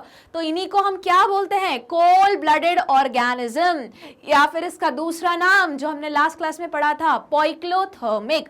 कौन कौन आता है बाबा इसमें, इसमें मैमल्स और बर्ड्स को छोड़ के, याद करो मैंने लिखा था 99%, मतलब इन दोनों को छोड़ के जो भी कोई बच गए सबके सब क्या है, एक्टोथर्मल या फिर कोल्ड ब्लडेड या फिर पोइक्लोथर्मिक। चलो आते हैं एंडोडर्म में। Endotherms are animal which can generate and maintain heat within its body independently of the environmental temperature। तो इसमें कौन आता है, दो ही लोग आते हैं, कौन कौन से, mammals and birds। इसलिए इनको क्या बोलते हैं, warm blooded या फिर होम्योथर्मिक। अब यहाँ क्वेश्चन नहीं है तो जल्दी बताओ, जो एनिमल होम्योथर्मिक होते हैं वो कौन सी प्रोसेस परफॉर्म करते हैं। ये आज का थर्ड क्वेश्चन हुआ, चैट बॉक्स में लिख के बताना है। मैं अगली क्लास में बताऊंगी कि वो वाला आंसर लिखा था, सही लिखा था, ठीक है। एक प्रोसेस भी हमने पढ़ी थी, वापस बोल देती हूँ, animal which are able to perform मैं आंसर ही बोलने जा रही थी, animal which are homeothermic in nature will be able to perform dash process। तो वो डैश तुमको बताना है, ठीक। चलो अगले क्वेश्चन पे मूव करते हैं। Question number 10, write a short note on a adaptation of desert plants in animal. एक एक करके लेंगे, ठीक है। तो देखो वापस वही ट्रिक, जब भी उन्होंने बोला है adaptation of desert plants in animal, तो सबसे पहला क्वेश्चन ये मैंने बताया था, तुमने स्पॉटिंग में किया होगा, प्रैक्टिकल में किया होगा, इन्हीं को हम क्या बोलते हैं, जेरोफाइट या जेरिक प्लांट्स, जेरिक एनिमल। ऐसे एनिमल्स एंड प्लांट्स जो extreme condition, harsh, dry, hot condition में रहते हैं। तो जल्दी जल्दी फटाफट बताओ, प्लांट्स में कौन आया था, ओपुंशिया, कैक्टस, बबूल, ये सारे एग्जाम्पल थे। तो क्या क्या किया था उसने, हम ऐसे पहले हम गिनना, ऐसे ही रिकॉल करना शुरू करते हैं। तो क्या था, स्टोमेटा कम कर दिया, लीफ हटा दी, लीफ हटा के क्या कर दिया, वहां पे स्पाइन कर दिया, है ना। उसके बाद अगर स्टोमेटा है तो संकन स्टोमेटा कर दिया, कैंप फोटोसिंथेसिस की, और ऊपर क्या कर दिया, क्यूटिकल की थिक लेयर डाल दी। तो ये सब हुआ आंसर। अब बताओ एनिमल्स ने क्या क्या किया था, याद करो, दो टाइप का रिएक्शन था एनिमल का, या तो अगर उनके बॉडी में चेंज आ गया, जैसे कैंगरू रैट में लूप ऑफ एनले छोटी कर दी, तो ठीक। अगर वो ना हो पाया तो क्या किया, बिहेवियरल चेंज, जैसे छिपकलियां करती है, ओहो बहुत टेम्परेचर हो गया, क्या करो, शेल्टर के नीचे जाके बैठ जाओ। चलो अब आंसर देखते हैं, ठीक है। Desert plants have very small leaves या नो लीव, अभी बताया, पत्तियां हटा दी या बहुत छोटी कर दी, at all, and carrying out photosynthesis through their stem. तभी स्टेम कैसी थी? फ्लैटर्न स्टेम। और फोटोसिंथेसिस कैसा था? लिख लो यहाँ पे, कैंप फोटोसिंथेसिस, ठीक है। There stem could become succulent and can store and retain water। याद करो, थिक फ्लैशी succulent जो मैं बोलती थी, जैसे एलोवेरा हुआ, कैक्टस हुआ, अब कोई आके खा ना जाए तो उसमें क्या डेवलप कर लिया? थॉर्न्स डेवलप कर लिए।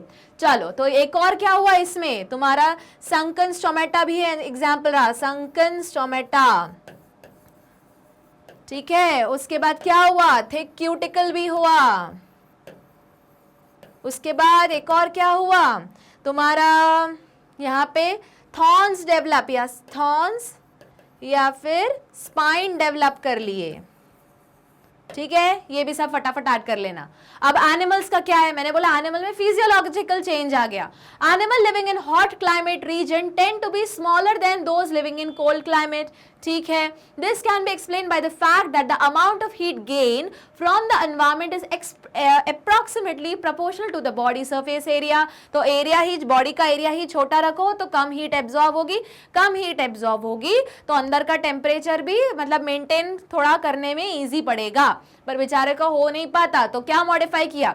The majority of the animal living in desert are small like kangaroo rat. अब बोलोगे मैम कैमल भी तो है, हाँ है ना, पर उसकी मॉडिफिकेशन देखो, क्या मॉडिफिकेशन है? कैमल भी आएगा तुम्हारा स्पॉटिंग में, क्या क्या था? एक तो लैशेस बड़े बड़े रहते हैं, दूसरा हम्प रहता है, क्या स्टोर करता है वो? न्यूट्रिशन, फूड, वाटर, ठीक है। तीसरा उसके फुट कैसे रहते हैं? पैडेड, ताकि वो दबे ना, धसे ना। कुछ कुछ याद है? सब स्पॉटिंग में तुम्हारे प्रैक्टिकल नोटबुक में लिखा हुआ है और तुमको लिखना भी है मेन एग्जाम में। हो सकता है बहुत सारे बच्चों के एग्जाम हो गई हो या होने वाली हो, तो ये सब याद रखना सारे पॉइंट्स, ओके। उसके बाद it feed on dry seeds. अब ये किसके बारे में स्पेसिफिकली बोला गया है? ये बोला गया है कैंगरू रैट के बारे में, जो इस पिक्चर में तुम डायग्राम देख पा रहे हो। याद करो इसका मैंने क्या स्पेशलिटी बताया था? मैम आपने बताया था इसकी लूप ऑफ हेनले बहुत बड़ी होती है, करेक्ट। लूप ऑफ हेनले जितनी बड़ी उतना ज्यादा रीअब्जॉर्प्शन, तो पानी बाहर गया ही नहीं, पूरा का पानी क्या हो गया? अंदर स्टोर हो गया, ठीक है। तो It feed on dry seed and other dry plant material and does not drink। पानी ही नहीं पीता। उसने बोला पानी की दिक्कत है, कोई बात नहीं बाबा, हम जितना फूड से हमको पानी मिल रहा है हम उसी से काम चला लेंगे और पानी ही नहीं पिएंगे, प्रॉब्लम सॉल्व, ठीक है। क्यों? जितना फूड से पानी मिला उसने उतना भी पानी अपने बॉडी के बाहर वेस्ट नहीं किया, पूरा का पूरा रीएब्जॉर्ब करा लिया। चलो, आया समझ में? ये सब कुछ नोट डाउन कर लिया है, इंपॉर्टेंट है, ऑलरेडी है लिखा हुआ स्लाइड में, एक बार वापस जाके देख लेना, ठीक।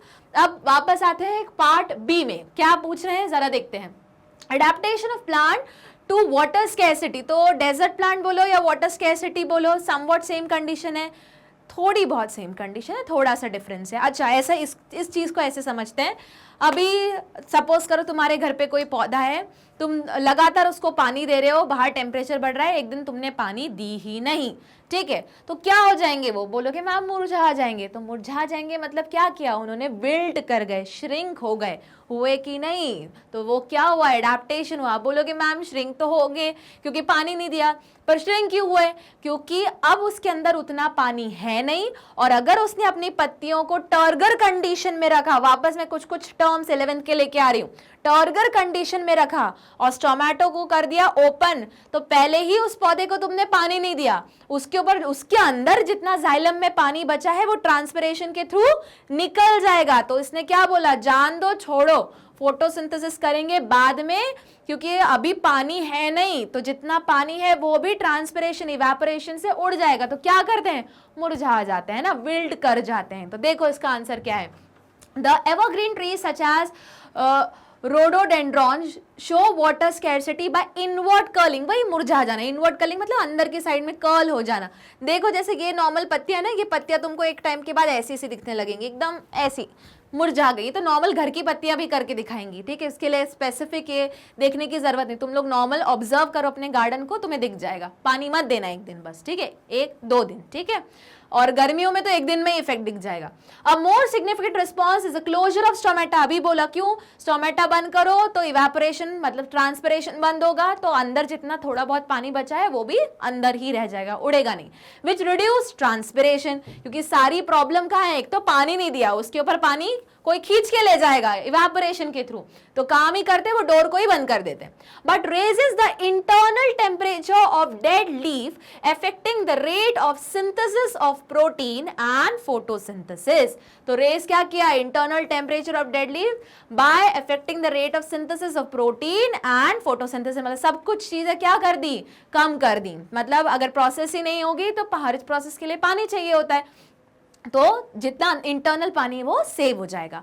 Deciduous trees of the temperate region drop their leaf in autumn. उन्होंने बोला अरे बाबा बहुत पानी की प्रॉब्लम है, काम करते लीफ को ही झड़ा देते हैं, लीफ को ही चाहिए था पानी, ना रहेगा बांस ना बजेगी बांसुरी। कुछ ड्यूरेशन के लिए करता है ना, उसके बाद वो वापस न्यू लीव्स आ जाती है। मतलब ये भी एक तरीका क्या है, स्ट्रेस को टॉलरेट करने का। Avoiding winter drought.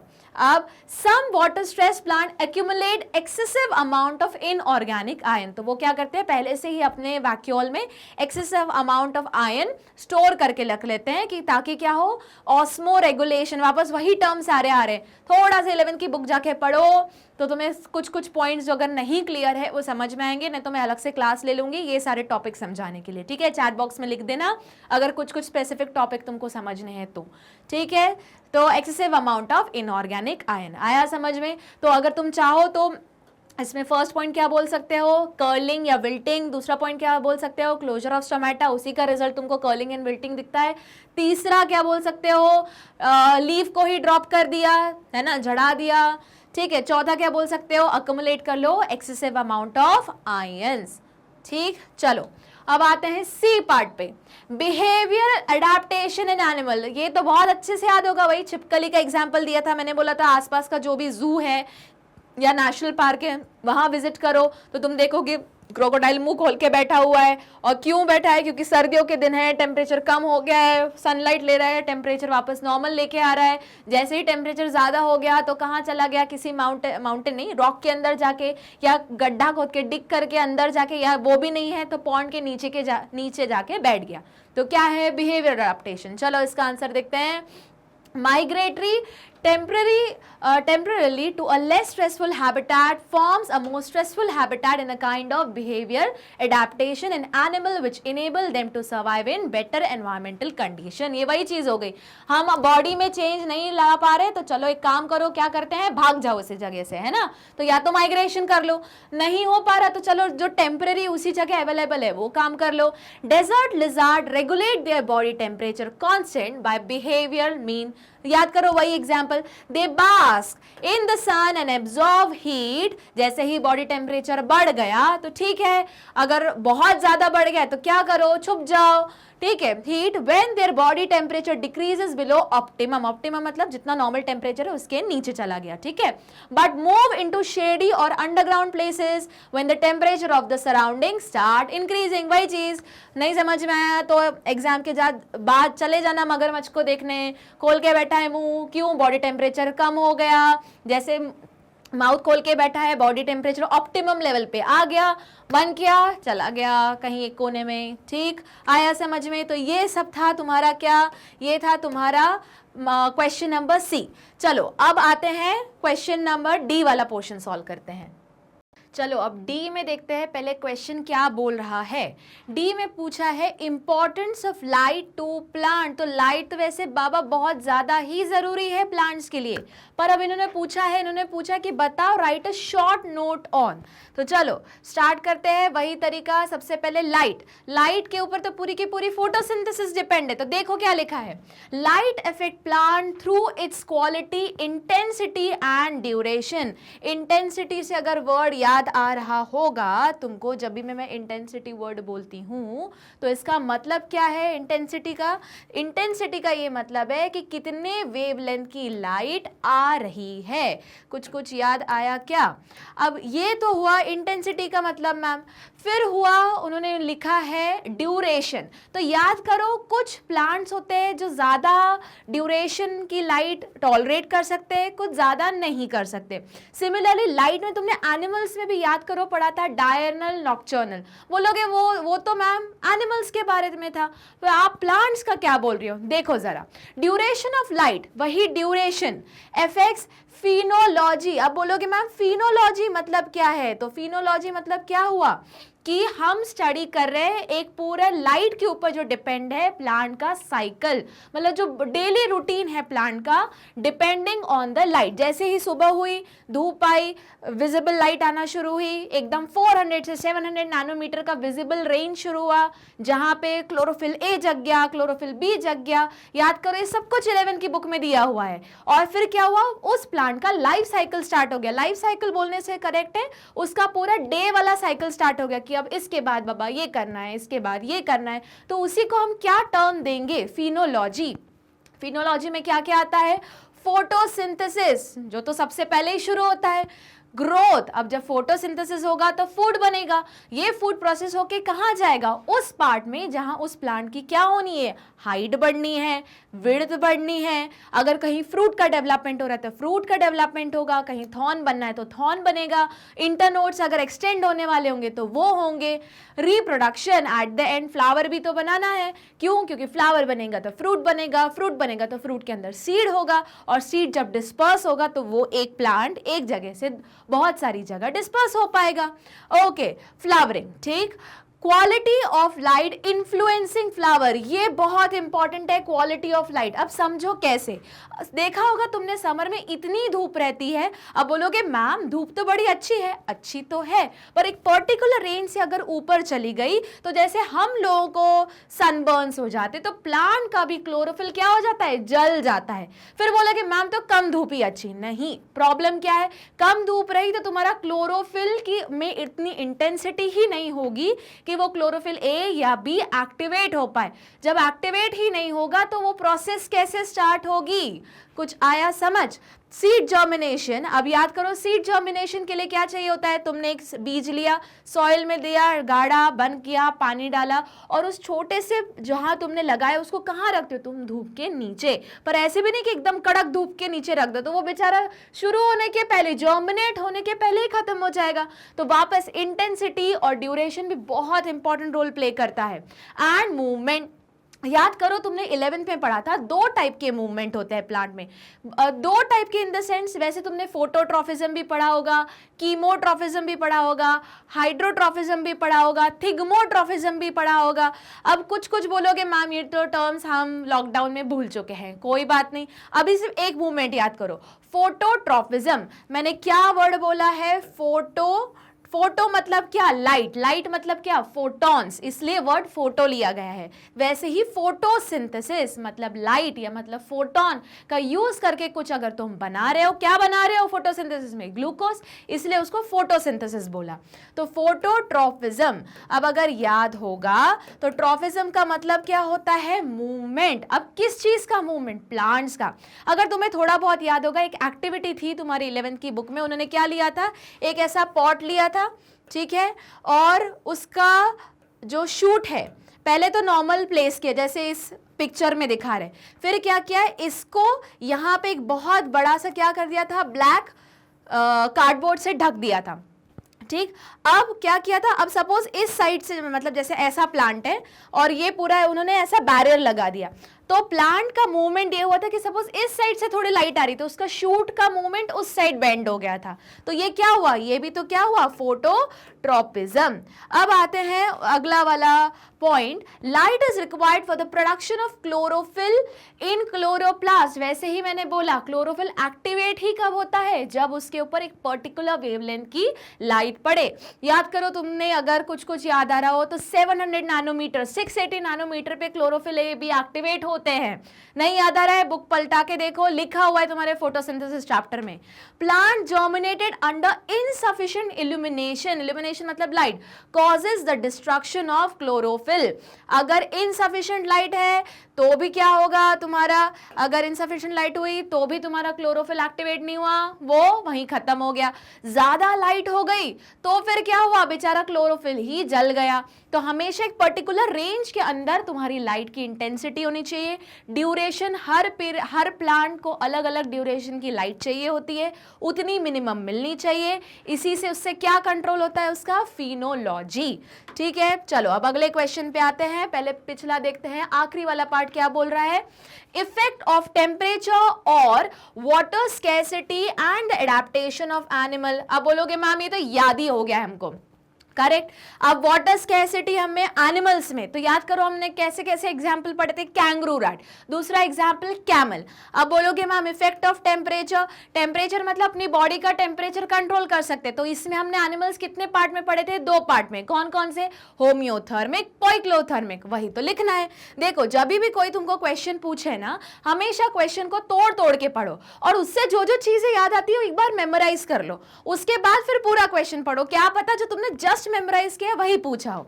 चलो आंसर देखते हैं, ई वाला पार्ट। ठीक है, animal mainly are of 2 type as they are adapted to controlling their body temperature, वही चीज हो गई। पोइक्लोथर्मिक एनिमल, पोइक्लोथर्मिक को ही अभी क्वेश्चन का पहला क्वेश्चन था, एक्टोडर्म एंडोडर्म, तो पोइक्लोथर्मिक को क्या बोलते हैं, एक्टोडर्म। इसी का दूसरा नाम cold blooded organism are the animals whose temperature fluctuate with that of environment। याद करो एक ग्राफ भी पढ़ा था तुमने। अब सपोज करो जब तुम आंसर लिखने जा रहे हो तो चाहो तो ग्राफ भी बना दो। क्यों, इन्हीं को हम क्या बोलते थे, कन्फॉर्मर्स। रेगुलेटर को क्या बोलते थे, होम्योथर्मिक। ठीक है, तो अगर कन्फॉर्मर्स का ग्राफ याद हो तो कुछ ऐसा बनता था। यहां था तुम्हारा क्या, टेम्परेचर, जितना जितना टेम्परेचर बढ़ता गया, करेक्ट, और यहां पे था तुम्हारा, सॉरी यहां पे था तुम्हारा लाइट इंटेंसिटी मतलब एक्सटर्नल एनवायरमेंट, और इस जगह पे क्या था तुम्हारा बॉडी का टेम्परेचर डिग्री सेल्सियस में। ठीक, अगर बाहर इंक्रीज हुआ तो इसने भी इंक्रीज कर दिया, और इंक्रीज हुआ और इंक्रीज हो गया, और इंक्रीज हुआ और इंक्रीज हो गया। अब बोलोगे मैम ये तो ऐसे इंक्रीज होते होते ही जाएगा, हाँ होगा, पर एक टाइम आएगा जब वो एनिमल उतने हायर टेम्परेचर पे टॉलरेट नहीं कर पाएगा और फिर क्या हो जाएगा, वो फाइनली वो एनिमल मर जाएगा। पर इस ये ही चीज ना हो तो उसने क्या बोला, अगर मैं अपने अंदर का बॉडी टेम्परेचर कंट्रोल नहीं कर सकता हूं तो एक काम करते हैं, क्या करते हैं, अपन कर लेते हैं बिहेवियर एडेप्टेशन। ठीक है, तो जल्दी से कंप्लीट करते हैं क्वेश्चन को। तो क्या लिखा है, पोइक्लोथर्मिक आर एनिमल दो whose temperature fluctuate with that of the environment। Example invertebrates, अगर याद होगा यहाँ तो सिर्फ इनवर्टिब्रेट्स लिखा है, पर पूरा का पूरा कौन आता है, मैमल्स और एव्स, मतलब मैमल्स और बर्ड को छोड़ के सबके सब क्या है, poikilothermic. Invertebrates and vertebrates other than birds and animal. In contrast homeotherms, अब होम्योथर्म्स का दूसरा नाम पहले क्वेश्चन में पढ़ा था एंडोडर्म, दूसरा नाम वार्म ब्लडेड ऑर्गेनिज्म। कौन सी प्रोसेस करते हैं ये, होम्योस्टासिस। थोड़ी देर पहले पूछा ना था ना कि बताओ चैट बॉक्स में लिख के कौन सी प्रोसेस करते हैं होम्योथर्मिक वाले, तो homeostasis. Are the animal which can maintain their body temperature at constant level, example birds and mammal। अब इन्हीं को एक और क्या बोलते हैं, याद करो, इन्हीं को बोलते हैं रेगुलेटर। तो इनका ग्राफ कैसे था जल्दी बताओ, कुछ इस तरह से हॉरिजॉन्टल लाइन, यहाँ था एक्सटर्नल फैक्टर और यहाँ था बॉडी टेम्परेचर। इन लोगों को बाहर से कोई लेना देना नहीं, वो बोलेंगे हम तो भैया अपना बॉडी टेम्परेचर एक ही जगह मेंटेन करेंगे, बाहर भले गर्मी हो बाहर भले ठंडी हो, नहीं कंट्रोल होगा तो स्वेटर पहन लेंगे। मतलब जैसे हम बर्ड्स नहीं पहनते, हम तो स्वेटर पहन लेते हैं, आग लगा लेते हैं, है कि नहीं, थर्मल्स पहन लेते हैं। चलो तो ये हुआ तुम्हारा क्वेश्चन नंबर 10 यहाँ पे कंप्लीट। अब स्टार्ट करते हैं अगला वाला क्वेश्चन। अब मूव करते हैं क्वेश्चन नंबर 11 पे। चलो देखते हैं क्या बोल रहा है question. List the various abiotic environmental factor. ये तो हमको याद हो जाना चाहिए अभी तक। एबायोटिक मतलब क्या, कोई भी चीज नॉन लिविंग। 4 ही तो चीजें पढ़ी थी हमने नॉन लिविंग में, कौन कौन सी, टेम्परेचर, सनलाइट, उसके बाद एयर, उसके बाद एक और कौन सी चीज, सॉइल और वाटर। अब एयर इतना नहीं डिस्कस किया था पर वाटर इन डिटेल था। वाटर में कौन सा पॉइंट था जल्दी याद करो, सैलिनिटी। चलो स्टार्ट करते हैं। Abiotic factor are non-living factor, वही चीज, and condition of the environment which influence survival, function and behavior of the organism. Various abiotic factor are, पहला temperature. देखो जैसे कुछ चीज बोलते हैं, क्वेश्चन अपने आप से खुद ही आंसर देना शुरू करो, भले वो पूछ रहा है या नहीं पूछ रहा है. अब उन्होंने बोला टेम्परेचर, तो temperature is one of the most important environmental factor. The average temperature varies seasonally, but obvious summer में बहुत ज्यादा चला जाता है क्योंकि लाइट बहुत ज्यादा होती है. विंटर में वही चीज बहुत डाउन हो जाती है, टेम्परेचर नीचे गिर जाता है. इट रेंजेस फ्रॉम सब जीरो, याद करो सब जीरो या जीरो से नीचे. क्या वर्ड हमने याद किया था, भले यहाँ लिखा नहीं है पर पूछ रही हूं, बताओ कौन सा वर्ड था, permafrost. Level in polar area and high altitude to more than 50 degrees Celsius in tropical desert in summer. देखो मैंने बोला था कि भले तुम्हारे बुक के ग्राफ में 25 ही मैक्सिमम है, पर कितना शूट होता है, बहुत ज्यादा, 50 डिग्री के ऊपर शूट हो जाता है, वही लिखा हुआ है, ठीक है. and exceeds 100 degree Celsius in thermal spring. तभी जो जानवर, जो ऑर्गेनिज्म इतने ज्यादा हॉट टेम्परेचर में रहते हैं उनको क्या बोलते हैं, एक्सट्रीमोफाइल्स. याद करो, कुछ कुछ याद आ रहा है क्या. And deep sea hydrothermal vents. अब चाहो तो तुमने सिर्फ फैक्टर बोला है तो लिख दो, पर अगर यही क्वेश्चन थोड़ा चेंज करके बोलते, बताओ एनिमल कितने कैटेगरी में डिवाइडेड है on the basis of temperature, तो उस केस में तुम होम्योथर्मिक एंड पोइक्लोथर्मिक लिखते. अब बोलते मैम क्यों, क्योंकि वो एक ऐसे एनिमल जो टेम्परेचर को रेगुलेट कर सकते हैं, एक जो रेगुलेट नहीं कर सकते. पिछला वाला क्वेश्चन यही पूछ रहे थे, तो ध्यान से पढ़ना कि वो पूछ क्या रहे हैं. ऐसा नहीं कि ये पूछ रहे और वो आंसर लिख के आ जाओ, मार्क्स कट जाएंगे पूरे. चलो सेकंड फैक्टर क्या है, वाटर. अब देखो, next to temperature water is the most important factor which influence the life of organism. The productivity and distribution of land plant are dependent upon availability of water. Animals are adapted according to water availability, but obvious अभी तुमने recently spotting की होगी तो उसमें कैसे पढ़े होगे, दो प्लांट्स पढ़े होंगे. एक ऐसे प्लांट जो एक्सट्रीम कंडीशन में रहते हैं जहां पानी ही नहीं है, तुमने उनको बोल दिया ज़ेरोफाइट्स. दूसरा तुमने पढ़ा होगा, मतलब स्पॉटिंग में किया होगा, ऐसे प्लांट्स जो क्या पानी में रहते हैं तो उनको बोला हाइड्रोफाइट्स. हाइड्रोफाइट्स का एग्जांपल क्या लिखा था, वैलेसिनेरिया, हाइड्रिला, एकॉर्निया. ज़ेरोफाइट्स का क्या एग्जांपल था, कैक्टस, ओपुंशिया. याद आया कुछ कुछ. चलो, aquatic animals are ammonotelic. Okay अब वो बोलोगे मैम ये तो सब आपने प्लांट्स का बोला, एनिमल का क्या, एनिमल तो पूरा का पूरा डिपेंड है ना बाबा किस पे, वाटर पे. जहां वाटर वहीं एनिमल पहुंचेगा. चलो एक्वेटिक एनिमल्स. अब बोलोगे मैम पर आप गलत बोल रही हो, एक एनिमल इसको पानी नहीं चाहिए. बिल्कुल करेक्ट, जल्दी बताओ कौन सा, कैंगरू रैट, वो जीवन भर पानी ही नहीं पीता. याद आया. चलो वापस आते हैं क्वेश्चन पे. Aquatic animals are ammonotelic while xerophytic animal excrete dry faeces and concentrated urine. अब यहां पे एक वर्ड आया है अमोनोटेलिक. ये तुमने पढ़ा होगा 11th में, तुम्हारे एक्सक्रीटरी सिस्टम के पहले. 3 टाइप के ऑर्गेनिज्म होते हैं, जल्दी से रिवाइज करो, बताओ कौन कौन से. एक होता है अमोनोटेलिक, दूसरा होता है यूरियोटेलिक और तीसरा होता है यूरिकोटेलिक. मुझे तीनों का एक एक एग्जाम्पल चैट बॉक्स में लिख के बताना. नहीं समझ में आए, वापस तुमको चाहिए तो मैं एक अलग से डाउट सीरीज करूंगी, उसमें तुम्हारे सारे डाउट क्लियर करवाऊंगी, ठीक है. तो वापस अगर नहीं याद आ रहा तो 11 की बुक खोल के देखो, पता है तो फटाफट अभी के अभी चैट बॉक्स में हर इसका एक एक एग्जाम्पल लिख के बताओ किस किस का, अमोनोटेलिक, यूरियोटेलिक, यूरिकोटेलिक. चलो अगले क्वेश्चन पे, अगले पार्ट पे मूव करते हैं. लाइट आ गया. Plant produce food through photosynthesis for which sunlight essentially source of energy. वो तो पता ही है. अब बोलोगे मैम पर हम लोग तो लैब में भी तो प्लांट्स उगाते हैं टिश्यू कल्चर के लिए. हाँ उगाते हो, नकली यूवी वाले ट्यूबलाइट लगाते हो, होता तो वो यूवी का ही ट्यूबलाइट है ना. Light intensity, light duration and light quality. 2 minute रुक जाओ, पिछले वाले आंसर में एक नया टर्म पढ़ा था. लाइट ड्यूरेशन के लिए कौन सा वर्ड यूज करते हैं, बिना देखे जल्दी बताओ, फिनोलॉजी. याद करो, हमेशा जब भी आगे पढ़ो पीछे का ट्राई करो, जितना रिवाइज हो सके रिवाइज कर लो. ऐसा ही सारे सब्जेक्ट की पढ़ाई करनी है तुमको, फटाफट हर चीज याद हो जाएगी. Light duration and light quality influences the number of life process in organism such as photosynthesis, growth, transpiration. अब फोटोसिंथेसिस तुमको पता है, ग्रोथ पता है, ट्रांसपिरेशन वही पूरी कहानी, जो बेचारे ने जो पानी लिया रूट से वो इवेपोरेट होके ऊपर खिंच गया और कहाँ चला गया, एनवायरमेंट में। किसके थ्रू निकल गया, स्टोमेटा का थ्रू। Germination, pigmentation. अब बोलोगे मैम पिगमेंटेशन कैसे, अरे ग्रीन कलर का प्लांट नहीं होता क्या, बोलोगे वो तो मैम क्लोरोफिल है, करेक्ट। और भी तो पिगमेंट होते हैं, 11th में पढ़ा था, बताओ कौन कौन से, कैरोटीन, फिर उसके बाद ज़ैंथोफिल्स, याद करो ये सारे पिगमेंट तुमने पढ़े थे। वापस नहीं याद आ रहा है, बुक प्लीज खोलो और देखो उसको, ठीक है। ऐसा नहीं कि मैम अभी 12th में तो आने नहीं वाला, 12th में नहीं आएगा, एंट्रेंस एग्जाम तो कोई दोगे ना, उसमें तो ये सब कुछ आने वाला है। चलो आगे मूव करते हैं, मूवमेंट एंड फोटो पीरियोडिज्म। अब देखो फोटो पीरियोडिज्म, ये भी वापस तुमने 11th में पढ़ा था। फोटो, फोटो का मतलब क्या, सपोज करो तुम भूल गए हो, क्या ट्रिक रहती है बायो में, उसी वर्ड का संधि विच्छेद कर दो, मींस उसी वर्ड को डिवाइड कर दो।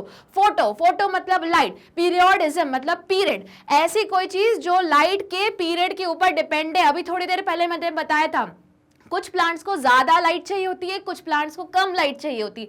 कम लाइट दोगे तो उसका फूल खिलेगा, मतलब वो क्या बोलेंगे हम, शॉर्ट फोटो पीरियोडिज्म है, ठीक है। किसी क्या नैरो फोटो पीरियोडिज्म है। वापस फोटो पीरियोडिज्म डिपेंड करेगा कौन सी वेवलेंथ वो ले रहा है, मतलब नॉर्मल रे ले रहा है, फार रेड वाली लाइट ले रहा है, ठीक। आगे बढ़ते हैं, ह्यूमिडिटी। ह्यूमिडिटी मतलब एटमॉस्फेयर में कितना वाटर इकट्ठा हुआ है। तो humidity refer to the moisture content of the air. It determines the formation of clouds, dews and fog. It affects the land organism by regulating the loss of water as vapor from their bodies through evaporation, perspiration and transpiration. अब perspiration वापस 11th में पढ़ा हुआ है। देखो अब बोलोगे ma'am ये सब कुछ तो आपने इस चैप्टर में नहीं पढ़ा है, नहीं पढ़ा है, पर तो सिंस तुम 12th में आ गए हो, तुम थोड़ा 11th का भी इंफॉर्मेशन लेके अपना आंसर बिल्डअप कर सकते हो, कोई बुराई नहीं है उसमें, ठीक है। तो यहाँ भी कुछ ऐसे ही हो रहा है, पर उसके लिए 11th का याद करना पड़ेगा। अरे बाबा वो अगर भूल गए हो तो फिर तो मैं भी हेल्प नहीं कर पाऊंगी। चलो अगला आता है प्रेसिपिटेशन। प्रेसिपिटेशन ही किसी कौन सा वर्ड है, रेनफॉल बोलने की जगह बोल दो precipitation. Precipitation means rainfall, snow, silt or dew. Total annual rainfall, seasonal distribution, humidity of air and amount of water retained in the soil are the main criteria that limit the distribution of plant and animal on the land. But obvious जहाँ ज़्यादा rainfall है, rainfall नहीं, अब क्या बोलेंगे, precipitation है ना, जहाँ ज़्यादा precipitation है वहाँ क्या मिलेगा तुमको, ज़्यादा species में variation मिलेगा। और जहाँ precipitation कम है तुम खुद देखोगे वहाँ पे ना तुमको स्पीशीज में डाइवर्सिटी इतनी नहीं मिलेगी। यही हम अगले चैप्टर में पढ़ने वाले हैं, ठीक है। चलो आखिरी वाला एबर्टिक फैक्टर पे आते हैं, क्या है, soil. Soil is one of the most important ecological factor called edaphic factor. ये इंपॉर्टेंट है, स्टार मार्क करो। अब ये बोलोगे मैम ये क्यों स्टार मार्क करें, इसलिए इंपॉर्टेंट है क्योंकि ये ज्योग्राफी में पढ़ाते हैं, बुक के अंदर एक हाथ दो जगह दिया है और पर आंसर की में है तुमको प्रेजेंट करना है। तो बहुत बार ये 1 मार्कर या 2 मार्कर में आ जाता है, किस फॉर्म से, डिस्क्राइब और राइट अ कमेंट अबाउट या डिस्क्राइब या define about the edaphic factor which is responsible for the environment या which is responsible for the organism population. ऐसे कुछ करके अजीब सा क्वेश्चन दे देंगे, बोलोगे मैम हमने तो एडापिक फैक्टर पढ़ा ही नहीं है। पढ़ा है बाबा, सॉइल सॉइल कोई बोलता है edaphic factor. It compromises different layer call horizon. याद करो ये भी तुमको था प्रैक्टिकल में, तुमने किया था कि नहीं, हमने डिस्कस भी किया था। सबसे ऊपर वाले लेयर को ह्यूमस बोलते हैं, फिर बीच में बहुत सारा पानी आता है, फिर क्या क्या आता है, सैंड, सिल्ट, क्ले, और सबसे नीचे क्या था, ग्रैन्यूल्स। तो वही चीज है, उसी को क्या बोलते हैं, E horizon, O horizon, A horizon, B horizon, नीचे में पेरेंट रॉक और बहुत कुछ। The above weather and humus वही हुआ containing part of soil sustain terrestrial plant life. तो कोई अब ये आ सकता है रीजनिंग में, सिंस रीजनिंग वाले क्वेश्चन अब तुम्हारे टर्म 2 में इतना नहीं पूछने वाले, नॉर्मल पेपर होता है या फिर तुम्हारा ऑब्जेक्टिव होता है तो उसमें ये सीधा सीधा असर्शन रीजन वाला क्वेश्चन बनता, ठीक है। पर जान दो नॉलेज कभी भी वेस्ट नहीं जाता, क्या पता एंट्रेंस एग्जाम में पूछ ले। द अपर लेयर मतलब अबव वेदर, याद करो कि उस सॉइल में कैसा वेजिटेशन रहेगा, ये डायरेक्टली डिपेंड करेगा उस सॉइल में माइक्रोब्स कैसे है, मिनरल्स कैसे है, आयरन कैसे है और उसकी वाटर होल्डिंग कैपेसिटी कैसी है। और ये सब का सब डिफाइन कौन करता है? एक तो ह्यूमस जो टॉप लेयर है, और उसमें सैंड, सिल्ट और क्ले का कॉम्पोजिशन। तो इतना अभी के लिए याद रखना, ठीक है। चलो अगले क्वेश्चन पे मूव करते हैं। चलो अब अगले क्वेश्चन पे आते हैं। क्वेश्चन नंबर 12, सिंपल सा लॉजिक है। Give an example for endothermic animal. Endothermic मतलब होम्योथर्मिक, होम्योथर्मिक मतलब वार्म ब्लडेड, जो क्या कर सकते हैं? अपना बॉडी टेम्परेचर रेगुलेट कर सकते हैं। दो ही तो कैटेगरी है इसमें, कौन कौन से? मैमल्स और बर्ड्स। तो कुछ भी लिख दो, मैन, होमोसेपियंस, या चाहो तो कोई बर्ड का एग्जाम्पल डाल दो। दूसरा, एन एक्टोथर्मिक एनिमल। एक्टोथर्मिक मतलब क्या? पॉइक्लोथर्मिक। पॉइक्लोथर्मिक मतलब क्या? Cold blooded organism. तो इन दो कैटेगरी को छोड़ के जो तुम्हारे मन में है वो लिख दो। रेप्टाइल्स हो गया, उसके बाद तुम्हारे फिशेस हो गए, एम्फिबियंस हो गए, लोअर इनवर्टिब्रेट्स हो गए, सबके सब क्या हुए? एक्टोथर्मल। आखिरी क्वेश्चन देखते हैं। An organism of benthic zone. याद करो, बेंथिक का मतलब क्या होता है? बॉटम ड्वेलर्स, जो नीचे रहने वाले हैं, जो हमारे जो सी बेड है उसके नीचे जो रहते हैं। तो बेंथिक मींस कोई भी ऐसा ऑर्गेनिज्म जो नीचे रह रहा है। तो बेस्ट एग्जांपल कोरल्स। अब ये मत बोलना मैम कोरल्स तो प्लांट है, गलत। चैप्टर 4th याद करो, 11th का। कोरल्स क्या थे? एनिमल्स थे, एनिमल्स में आते हैं, भूल मत जाओ बीच बीच में, ठीक है। चलो मूव करते हैं क्वेश्चन नंबर 13 पे। Define population and community. अब बोलोगे मैम इतनी बार ये तो पढ़ लिया कि हम यूं आंसर दे सकते हैं। पॉपुलेशन मतलब क्या?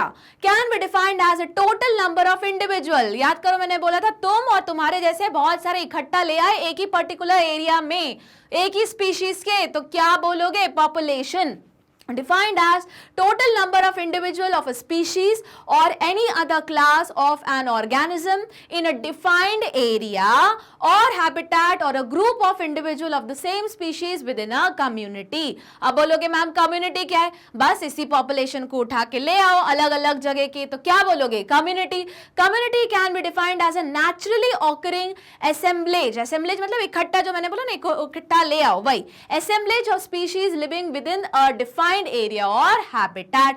तो पॉपुलेशन मतलब तुम जैसे से मैं नंबर काउंट कर रही हूं और वो अपने हैबिटेट में रह रहे हैं, तो उनको बोलूंगी मैं कम्युनिटी। याद करो, मैंने बताया था, सपोज तुम रह रहे हो एक पर्टिकुलर लोकेलिटी में, तो उतने लोगों की हो गई कम्युनिटी। फिर दूसरे तुम्हारे आसपास का कोई एरिया है, स्कूल जा रहे हो तो उस स्कूल के आसपास की कम्युनिटी एक हो गई। फिर कहीं तुम्हारा अगर शाम को कोचिंग है, कोचिंग क्या, वो तो मेरे साथ ही है मैग्नेट ब्रेन्स के साथ, तो वहां या हमारी यूट्यूब वाली हो गई कम्युनिटी। कुछ आ रहा है समझ में? चलो अगले क्वेश्चन पे मूव करते हैं। Question number 14, define the following terms and give one example for each. Commensalism. तो कमेंसलिज्म क्या है? ऐसा टाइप का रिलेशनशिप जिसमें एक को तो कोई फर्क ही नहीं पड़ता और दूसरे को क्या होता है? फायदा होता है। देखते हैं। Is a association between organism of different species in which one species benefit but does not apparent harm to the other। याद करो, मैंने बोला था somewhat ये पैरासिटिज्म इसलिए नहीं बोल सकते क्योंकि पैरासिटिज्म में एक ऑर्गेनिज्म दूसरे को हार्म करता ही है। जैसे इसका एग्जाम्पल याद करो, मैंने बताया था कि जो तुम्हारा ऑर्किड्स प्लांट है वो ग्रो हो रहे हैं मैंगो के ट्री पे। क्यों? क्योंकि उनको सनलाइट चाहिए। अब मैंगो ट्री का कोई हार्म नहीं हो रहा, तो ये कैसा होगा? कमेंसलिज्म। देखते हैं examples. In a large intestine of human being, bacteria E. coli, Escherichia coli are present with the help in digestion। अब बोलोगे मैम ये तो बैक्टीरिया हुआ तो पैरासाइट जैसे रह रहा है ना? नहीं, समझो बात को, ये पैरासाइट जैसे नहीं रह रहा है। ई कोलाई तुमको पानी में भी मिल जाएगा, ई कोलाई तुमको ऐसे एयर में भी मिल जाएगा, ई कोलाई सॉइल में भी मिल जाएगा, और ई कोलाई तुम्हारे लार्ज इंटेस्टाइन में भी मिल जाएगा। मतलब ई कोलाई के बहुत सारे हैबिटेट है। अब बोलोगे मैम फिर वो हम में रह रहा है तो हमारा तो नुकसान कर रहा है, न्यूट्रिएंट ले रहा है। नहीं बाबा, वो तो डाइजेशन में मदद कर रहा है। मतलब फायदा किसका है? हमारा। तो देखो, bacteria E coli are present in which helps in digestion. चलो आते हैं अगले क्वेश्चन में। भी क्या पूछ रहा है वो? पैरासिटिज्म। अब देखो क्वेश्चन को देखा, अब भी थोड़ी देर पहले डिस्कस किया, ऐसा रिलेशन जिसमें एक को फायदा और दूसरे को बाबा नुकसान ही नुकसान। चलो अगले क्वेश्चन पे आते हैं। Parasitism is an association in which one organism live or in the body of another. याद करो, इसी के बेसिस पे हम दो टाइप के पैरासाइट बोल सकते हैं। कौन कौन से? एक एक्टोपैरासाइट जो बॉडी के बाहर रहता है, जैसे ये डायग्राम बनाया हुआ है ना, बालों में जुएं, क्या है? एक्टोपैरासाइट। दूसरा एंडोपैरासाइट, एंडो मतलब बॉडी के अंदर आते हैं, from which is obtained its food. For example, the parasite of human include fleas and lice, various bacteria, protozoan, fungi, ये सब के सब क्या है? एंडोपैरासाइट। फंजाई बोलोगे मैम, फंजाई एक्टो में आता है, याद करो वही दांत खाज खुजली भी टेक्स्ट लगा लो, ऐड नहीं करी उस दिन भी बताया था। तो ये क्या है? बाहर रह रहा है, तो ये क्या हुआ? एक्टोपैरासाइट। पर जब तुमको एंटीबायोटिक्स खानी पड़ रही है ना, पेट के कीड़े हो गए तो दवाइयां खानी पड़ रही, तो वो पेट के कीड़े नहीं बाबा, एंडोपैरासाइट हैं। चलो अगले क्वेश्चन पे आते। तो पिछले में क्या और पूछा था उन्होंने? कैमोफ्लेज, बचपन वाला क्वेश्चन। तो कैमोफ्लेज पे आते। तो कैमोफ्लेज बेसिकली क्या है? पढ़ो मत, खुद ही बताओ। कैमोफ्लेज क्या है? खुद को बचाना। किससे? प्रीडेटर से बचाना। तो क्या करना? बाकी के सराउंडिंग में छुप जाना, जैसे हमारे सोल्जर्स करते हैं, है कि नहीं? अब ऊपर से जैसे ही कोई एयरक्राफ्ट जा रहा है, वो डिटेक्ट ना कर पाए कि यहाँ पे सोल्जर्स है, तो वो क्या करते हैं? आसपास का जो भी उनके आसपास मिल रहा है एनवायरमेंट, जैसा भी हैबिटेट है, वही खुद का उन्होंने वही ड्रेस पहन ली, उसके ऊपर से पत्तियां वत्तियां लगा दी, मतलब उसी में छुप जाएंगे। ठीक, चलो पढ़ते हैं। Camouflage is a high degree of similarity between an animal and it's visual environment which enables it to be disguised or concealed. For example, birds with neck and heads of contrasting color are not easily recognized by their enemy under certain condition. तो birds ही नहीं, बहुत सारे organism है जो camouflage करते हैं। बोलोगे ma'am कैसे? पिक्चर में देखो, ये मौत दिख रही है, बोलोगे मैम कहाँ पे?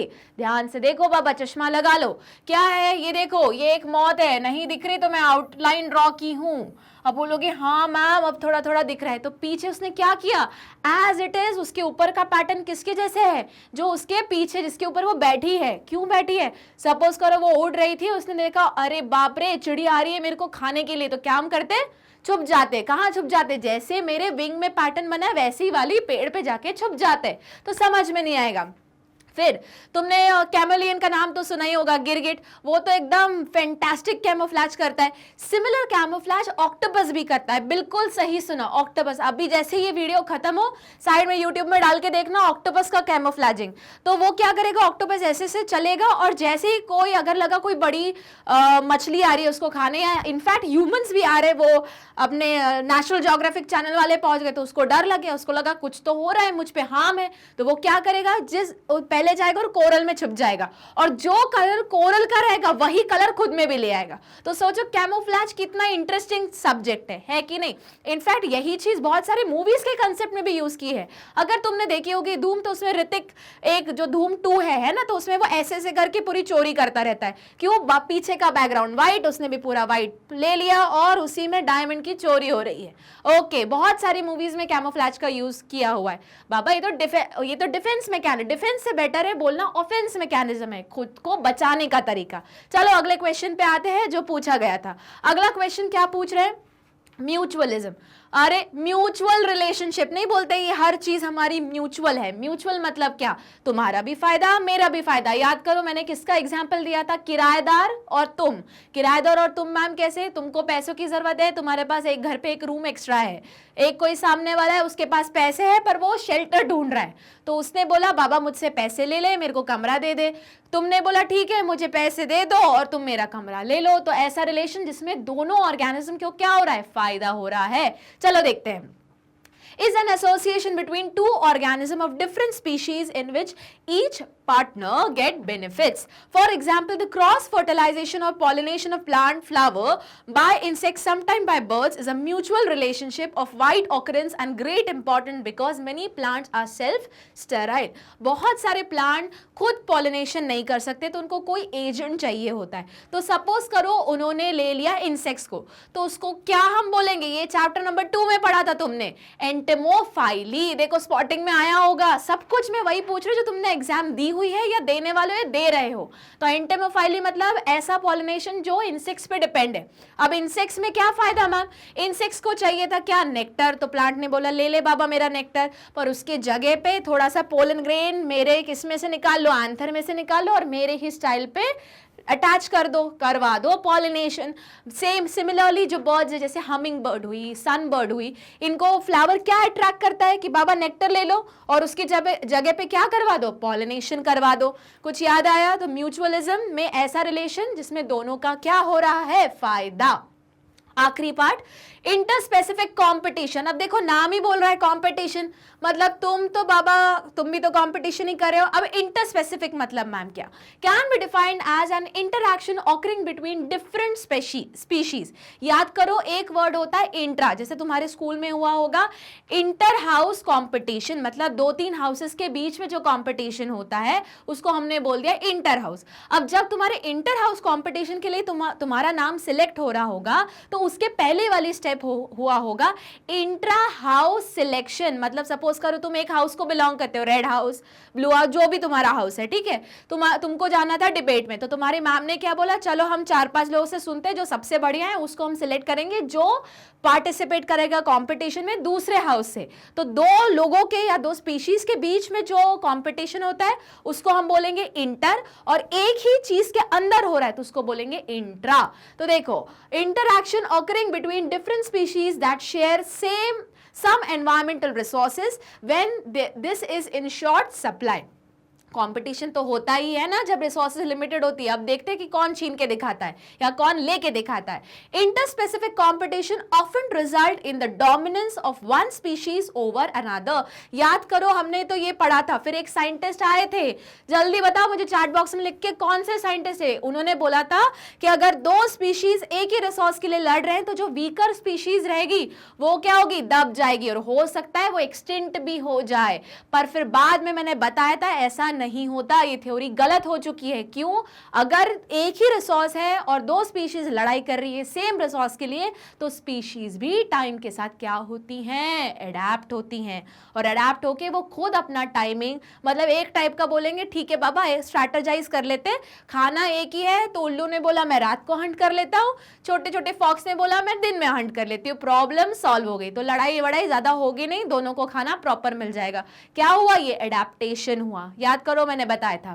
फॉर एग्जाम्पल देखो, when 2 species of Paramecium cordatum, 2 species है पैरामीशियम की, ठीक है, Paramecium cordatum and Paramecium aurelia are confined in a closed container with fixed amount of food, out of them one species always die out। तो ये वापस याद करो, बोलोगे मैम ये तो लिखा ही नहीं जो आप बता रहे हो, नहीं, ये वही थ्योरी को सपोर्ट कर रहा है। तो चाहो तो अपना आंसर सेफर साइड में रखने के लिए इतना तो लिखो, उसके बाद जो मैंने तुमको स्टेटमेंट बताया था वो इसके नीचे लिखो। क्या लिखोगे, जल्दी से पेन पेपर उठाओ और लिखना स्टार्ट करो कि टाइम टू टाइम स्पीशीज, अगर इंटर स्पीशीज कंपटीशन को हटाना है तो स्पीशीज खुद अडैप्ट करती हैं, खुद अब में कुछ मॉडिफिकेशन लाती, या तो बिहेवियर मॉडिफिकेशन लाती है ताकि कंपटीशन को क्या कर सके, रिड्यूस कर सके। ठीक है, बहुत अच्छे अच्छे एग्जाम्पल है नैट जियो पे। एक ही जगह है जहां पे लायन भी रूल करना चाहता है और लेपर्ड भी घूम रहा है, तो होगा क्या, जैसे ही लायन आएगा सामने से, लेपर्ड वहां से भाग जाएगा, तो लेपर्ड खुद ही बोलेगा जान दो मैं एरिया छोड़ता हूं, थोड़ा दूसरा आसपास का एरिया ले लेता हूं। तो क्या किया उन्होंने, आपस में ही बोला ठीक है, देखो मरा नहीं है कोई, उसने क्या किया, अपना पैटर्न चेंज कर लिया, या तो खाने का पैटर्न चेंज कर लिया या तो एरिया ऑफ हंटिंग चेंज कर ली। ऐसा नहीं बोला मैं तो यहीं से खाऊंगा भले मर जाओ, इसके लिए ये नहीं करते। ठीक, चलो, तो अपने सेफर साइड आंसर रखने के लिए चाहो तो वो एक लाइन ऐड कर सकते हो। ठीक है, चलो अगले क्वेश्चन पे मूव करते हैं, वो है question number 50। With the help of suitable diagram, describe the logistic population growth curve। याद करो logistic population बोल रहे हैं, एक्सपोनेंशियल वाला कौन सा था, J वाला। याद करो बहुत सारे रिसोर्सेज है, बस पॉपुलेशन को क्या लगा, पार्टी हो रही है, बस खाते जाओ बढ़ाते जाओ, खाते जाओ बढ़ाते जाओ, और एकदम एक्सट्रीम पहुंच गया। वो नहीं पूछ रहे, कौन सा पूछ रहा है, लॉजिस्टिक। लॉजिस्टिक में याद करो ग्राफ देखो पहले, सबसे पहले इंपॉर्टेंट है, इस क्वेश्चन पे भी स्टार मार्क करो। या तो ये एज इट इज क्वेश्चन पूछ लेंगे तुमको 3 मार्क में, और यही पूरा लिख के आना पड़ेगा। 3 मार्क में नहीं पूछा इन केस तो वो डाल देंगे उठा के केस स्टडी बेस्ड क्वेश्चन में, जहां पे ये डायग्राम दिया रहेगा और लेबलिंग पूरी गायब रहेगी। ठीक है, देखो तो क्या हुआ, सबसे पहले उस टाइम भी मैंने बताया था, पहले वाले फेज को क्या बोलते हैं, लैक फेज, जब रिसोर्सेज अनलिमिटेड है पर पॉपुलेशन बहुत कम है, धीरे धीरे बढ़ रही है। दूसरा आता है तुम्हारा लॉग फेज, इसी को एक्सपोनेंशियल ग्रोथ फेज भी बोलते हैं। उसके बाद एक चीज आती है, अब यहां पे उन्होंने लिखा है डेक्लेरेशन, डेक्लेरेशन मतलब डिक्रीज हो रहा है, डिक्रीज इन द सेंस नहीं हो रहा है, धीरे धीरे कांस्टेंट की तरफ मूव होता जा रहा है। याद करो मैंने बताया था इसी को इक्विलिब्रियम स्टेट भी बोलते हैं। अब क्यों इक्विलिब्रियम स्टेट है, क्योंकि आसपास का रिसोर्स क्या हो गया, लिमिटेड हो गया। कैरिंग कैपेसिटी याद करो के आ चुका है उस पर्टिकुलर पॉपुलेशन के, उस पर्टिकुलर स्पीशीज का। अब नेचर और लोगों को या और स्पीशीज या और मेंबर को अकोमोडेट नहीं कर सकता, तो क्या होगा, इसलिए यहाँ पे क्या लिखा है, एनवायरमेंटल रेजिस्टेंट। तो देखो यहाँ पे क्या लिखा है, के कैरिंग कैपेसिटी यहीं आ गई थी, इसलिए अब ग्रोथ कैसी हो रही है, धीरे धीरे। और जितने लोग हैं बस वो उतनी ही मेहनत करें कि खुद को जैसे तैसे जिंदा रख ले। फिर मैंने बताया था एक और स्टेज होती है, चाहो तो अपने आंसर में लिख देना, पर लेबल जरूर करना, लेबल करना भूल जाओगे तो गड़बड़ी हो जाएगी। तो उसके बाद थोड़ा सा नीचे, अगर ये इक्विलिब्रियम रेजिस्टेंट फिर भी चलता रहा और पॉपुलेशन नहीं सरवाइव कर पाएगी, क्या होगी, डिक्लाइन में चली जाएगी। अभी हम कहाँ हैं, अभी हम समवॉट इस जगह पे, बस अपनी कैरिंग कैपेसिटी पे पहुंचने ही वाले। एक बार पहुंच गए फिर क्या हो जाएंगे हम, स्टेबल। अब नहीं कोई फिर बच्चे पैदा करेगा, क्यों, क्योंकि रिसोर्सेज ही कम है बाबा, महंगाई इतनी। अब बोलोगे मैम रिसोर्सेज, खाने की कमी होने लगेगी, प्योर वाटर की कमी होने लगेगी, जो आसपास का एनवायरमेंट है वो बहुत पोल्यूटेड हो जाएगा। जैसे दिल्ली में अभी हालत है, दिल्ली में अगर तुमने एक दिन भी बिता दिया ना, वो पता है कितने के बराबर है, 100 सिगरेट पीने के बराबर है। तो सोचो मतलब वहां जो रह रहा है, और ये मैं अपने मन से नहीं बोल रही हूँ, पूरा थ्योरी लिखा गया है, स्टडीज किया गया है। तो वहां पे जो रह रहा है उसको या तो हार्ट से रिलेटेड प्रॉब्लम, या तो उसको लंग से रिलेटेड प्रॉब्लम, कोई ना कोई तो प्रॉब्लम फिक्स ही है। तो ये क्या हुआ, ये एक टाइप का तो एनवायरमेंटल क्राइसिस ही आ गया, रिसोर्स कम हो गए। कौन सा रिसोर्स भैया, शुद्ध हवा, ठीक है। ऐसे ही पानी की प्रॉब्लम आ जाएगी, ऐसे ही खाने की प्रॉब्लम आ जाएगी, जो बेसिक सस्टेन करने के लिए इंपॉर्टेंट है। अब देखते हैं आंसर कैसे फ्रेम करते हैं। अच्छा एक और चीज, ये शेप कैसे बनता है इसका, एस शेप। जल्दी याद करो, एक्सपोनेंशियल का कैसे बनता था, जे शेप, इसी को हम क्या बोलते थे, सिग्मॉइड शेप। चलो अब आंसर देखते हैं, ठीक है।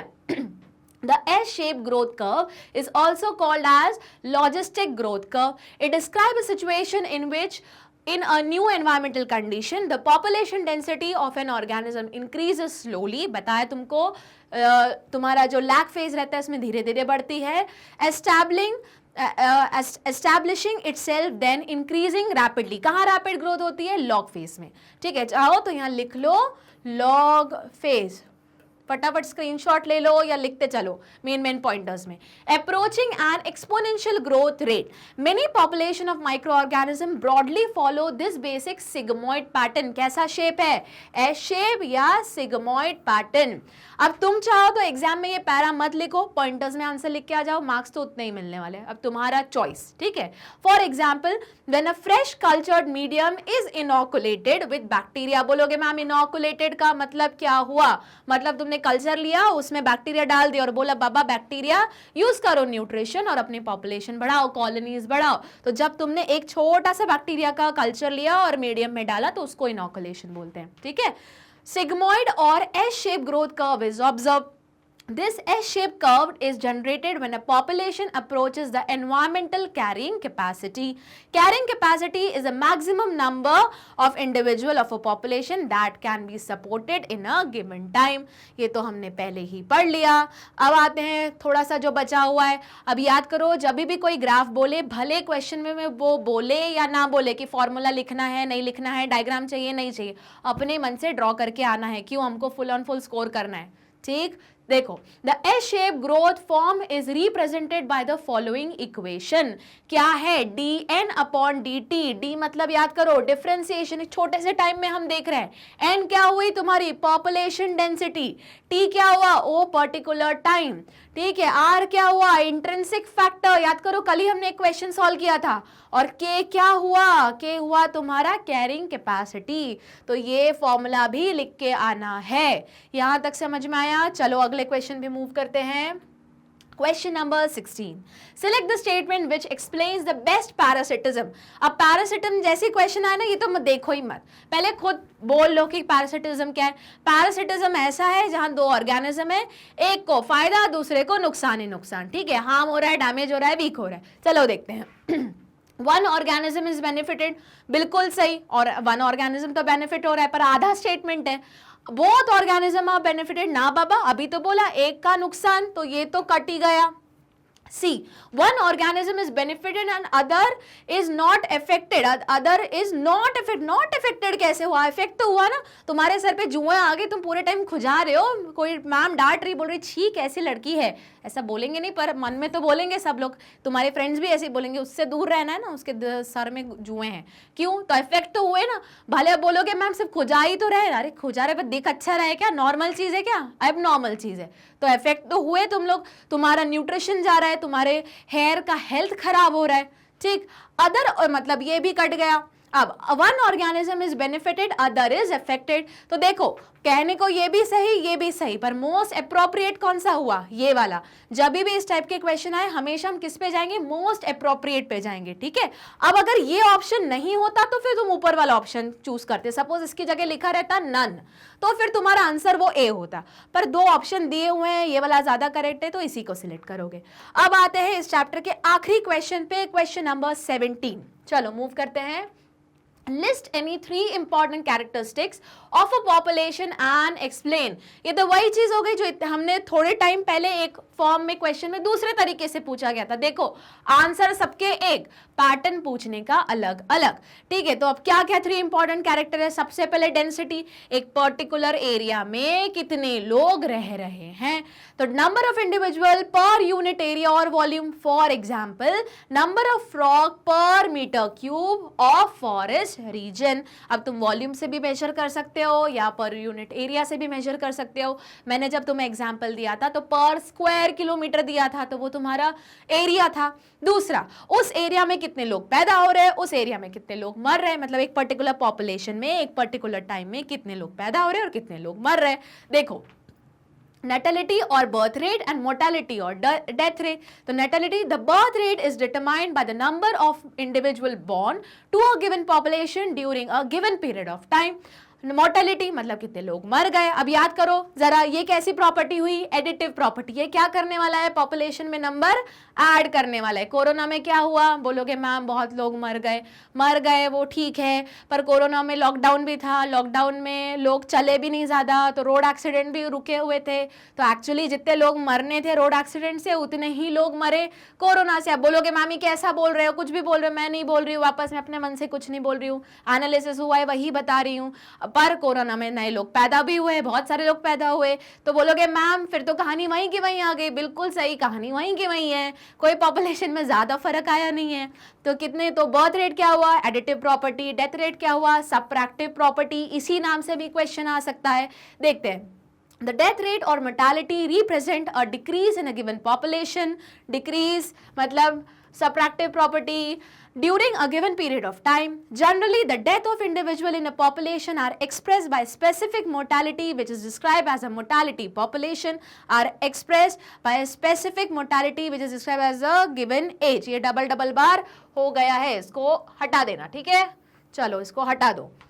ठीक, तो क्या हुआ? तुम चाहो तो यहीं तक लिख लो. Specific mortality describe age population in a specific age group.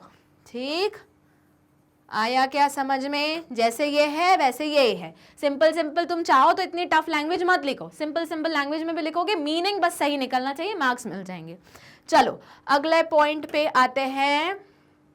और अरे अपना एक्सरसाइज हो गया खत्म. तो बोलोगे मैम ये क्या है? ये है हमारी मैग्नेट ब्रेन्स की वेबसाइट. तो जल्दी अपने जो भी तुम्हारा सर्च इंजन है, गूगल हो गया, फायरफॉक्स हो गया, जो भी तुम्हारा सर्च इंजन है, ओपन करो फटाफट. मैग्नेट ब्रेन्स टाइप करो, क्या टाइप करोगे, ये देखो www, अपनी ये भी नहीं करोगे, सिर्फ मैग्नेट ब्रेन्स करोगे तो ऑटोमेटिक सर्च इंजन ले लेता है। तो यहाँ क्या आएगा, इस टाइप का होम पेज आएगा। होम पेज में अगर मेरे लेक्चर सुनने या फिजिक्स के लेक्चर सुनने या केमिस्ट्री के लेक्चर सुनने तो क्या करोगे, नीचे स्क्रॉल करोगे। नीचे स्क्रॉल करोगे तो कुछ इस तरीके से दिखेगा। अब जिसके भी लेक्चर सुनने हैं, जैसे मैंने ये चैप्टर खत्म कर दिया तो मेरे सारे चैप्टर मेरे नाम के अंडर अपलोडेड रहेंगे। वहां तुम क्लिक करोगे और बस सुनते चलोगे, पढ़ते चलोगे और फुल ऑन फुल स्कोर करते चलोगे। ठीक, ऐसे से मेरा ही नहीं है, जो जो चीजें तुम पढ़ रहे हो सबका एक साथ एक ही जगह तुम्हें सारा डेटा मिल जाएगा। अब मैग्नेट ब्रेन किस में है और इसी में तुमको क्या मिलेंगे भाई, ट्यूटोरियल्स हो गए, वीडियो हो गए। अगर तुमको कोई डाउट क्लास चाहिए तो वो भी प्लीज चैट बॉक्स में मेंशन करो, अपन उस पर्टिकुलर टॉपिक की भी डाउट क्लास रखेंगे अलग से। ठीक, अब मैग्नेट ब्रेन जो यही चीज हुई, वीडियोस चलते रहेंगे। मैग्नेट ब्रेन क्या है, हिंदी में भी है, तो अपने हिंदी मीडियम के फ्रेंड्स को भी इन्फॉर्म करना है, ज्यादा मतलबी नहीं बनना है। बनो, पढ़ो, दिन भर पढ़ो, ठीक है, फुल स्कोर करो, पर हिंदी मीडियम फ्रेंड्स को भी हेल्प आउट करना है। ठीक, और फिर क्या करना नहीं भूलना है, लाइक, शेयर और सब्सक्राइब। और यहाँ पे तुम्हारा चैप्टर होता है खत्म। तब तक बाय बाय स्टूडेंट्स, अगली क्लास में मिलेंगे नए चैप्टर के साथ, नई सीरीज के साथ। तब तक take care and study hard.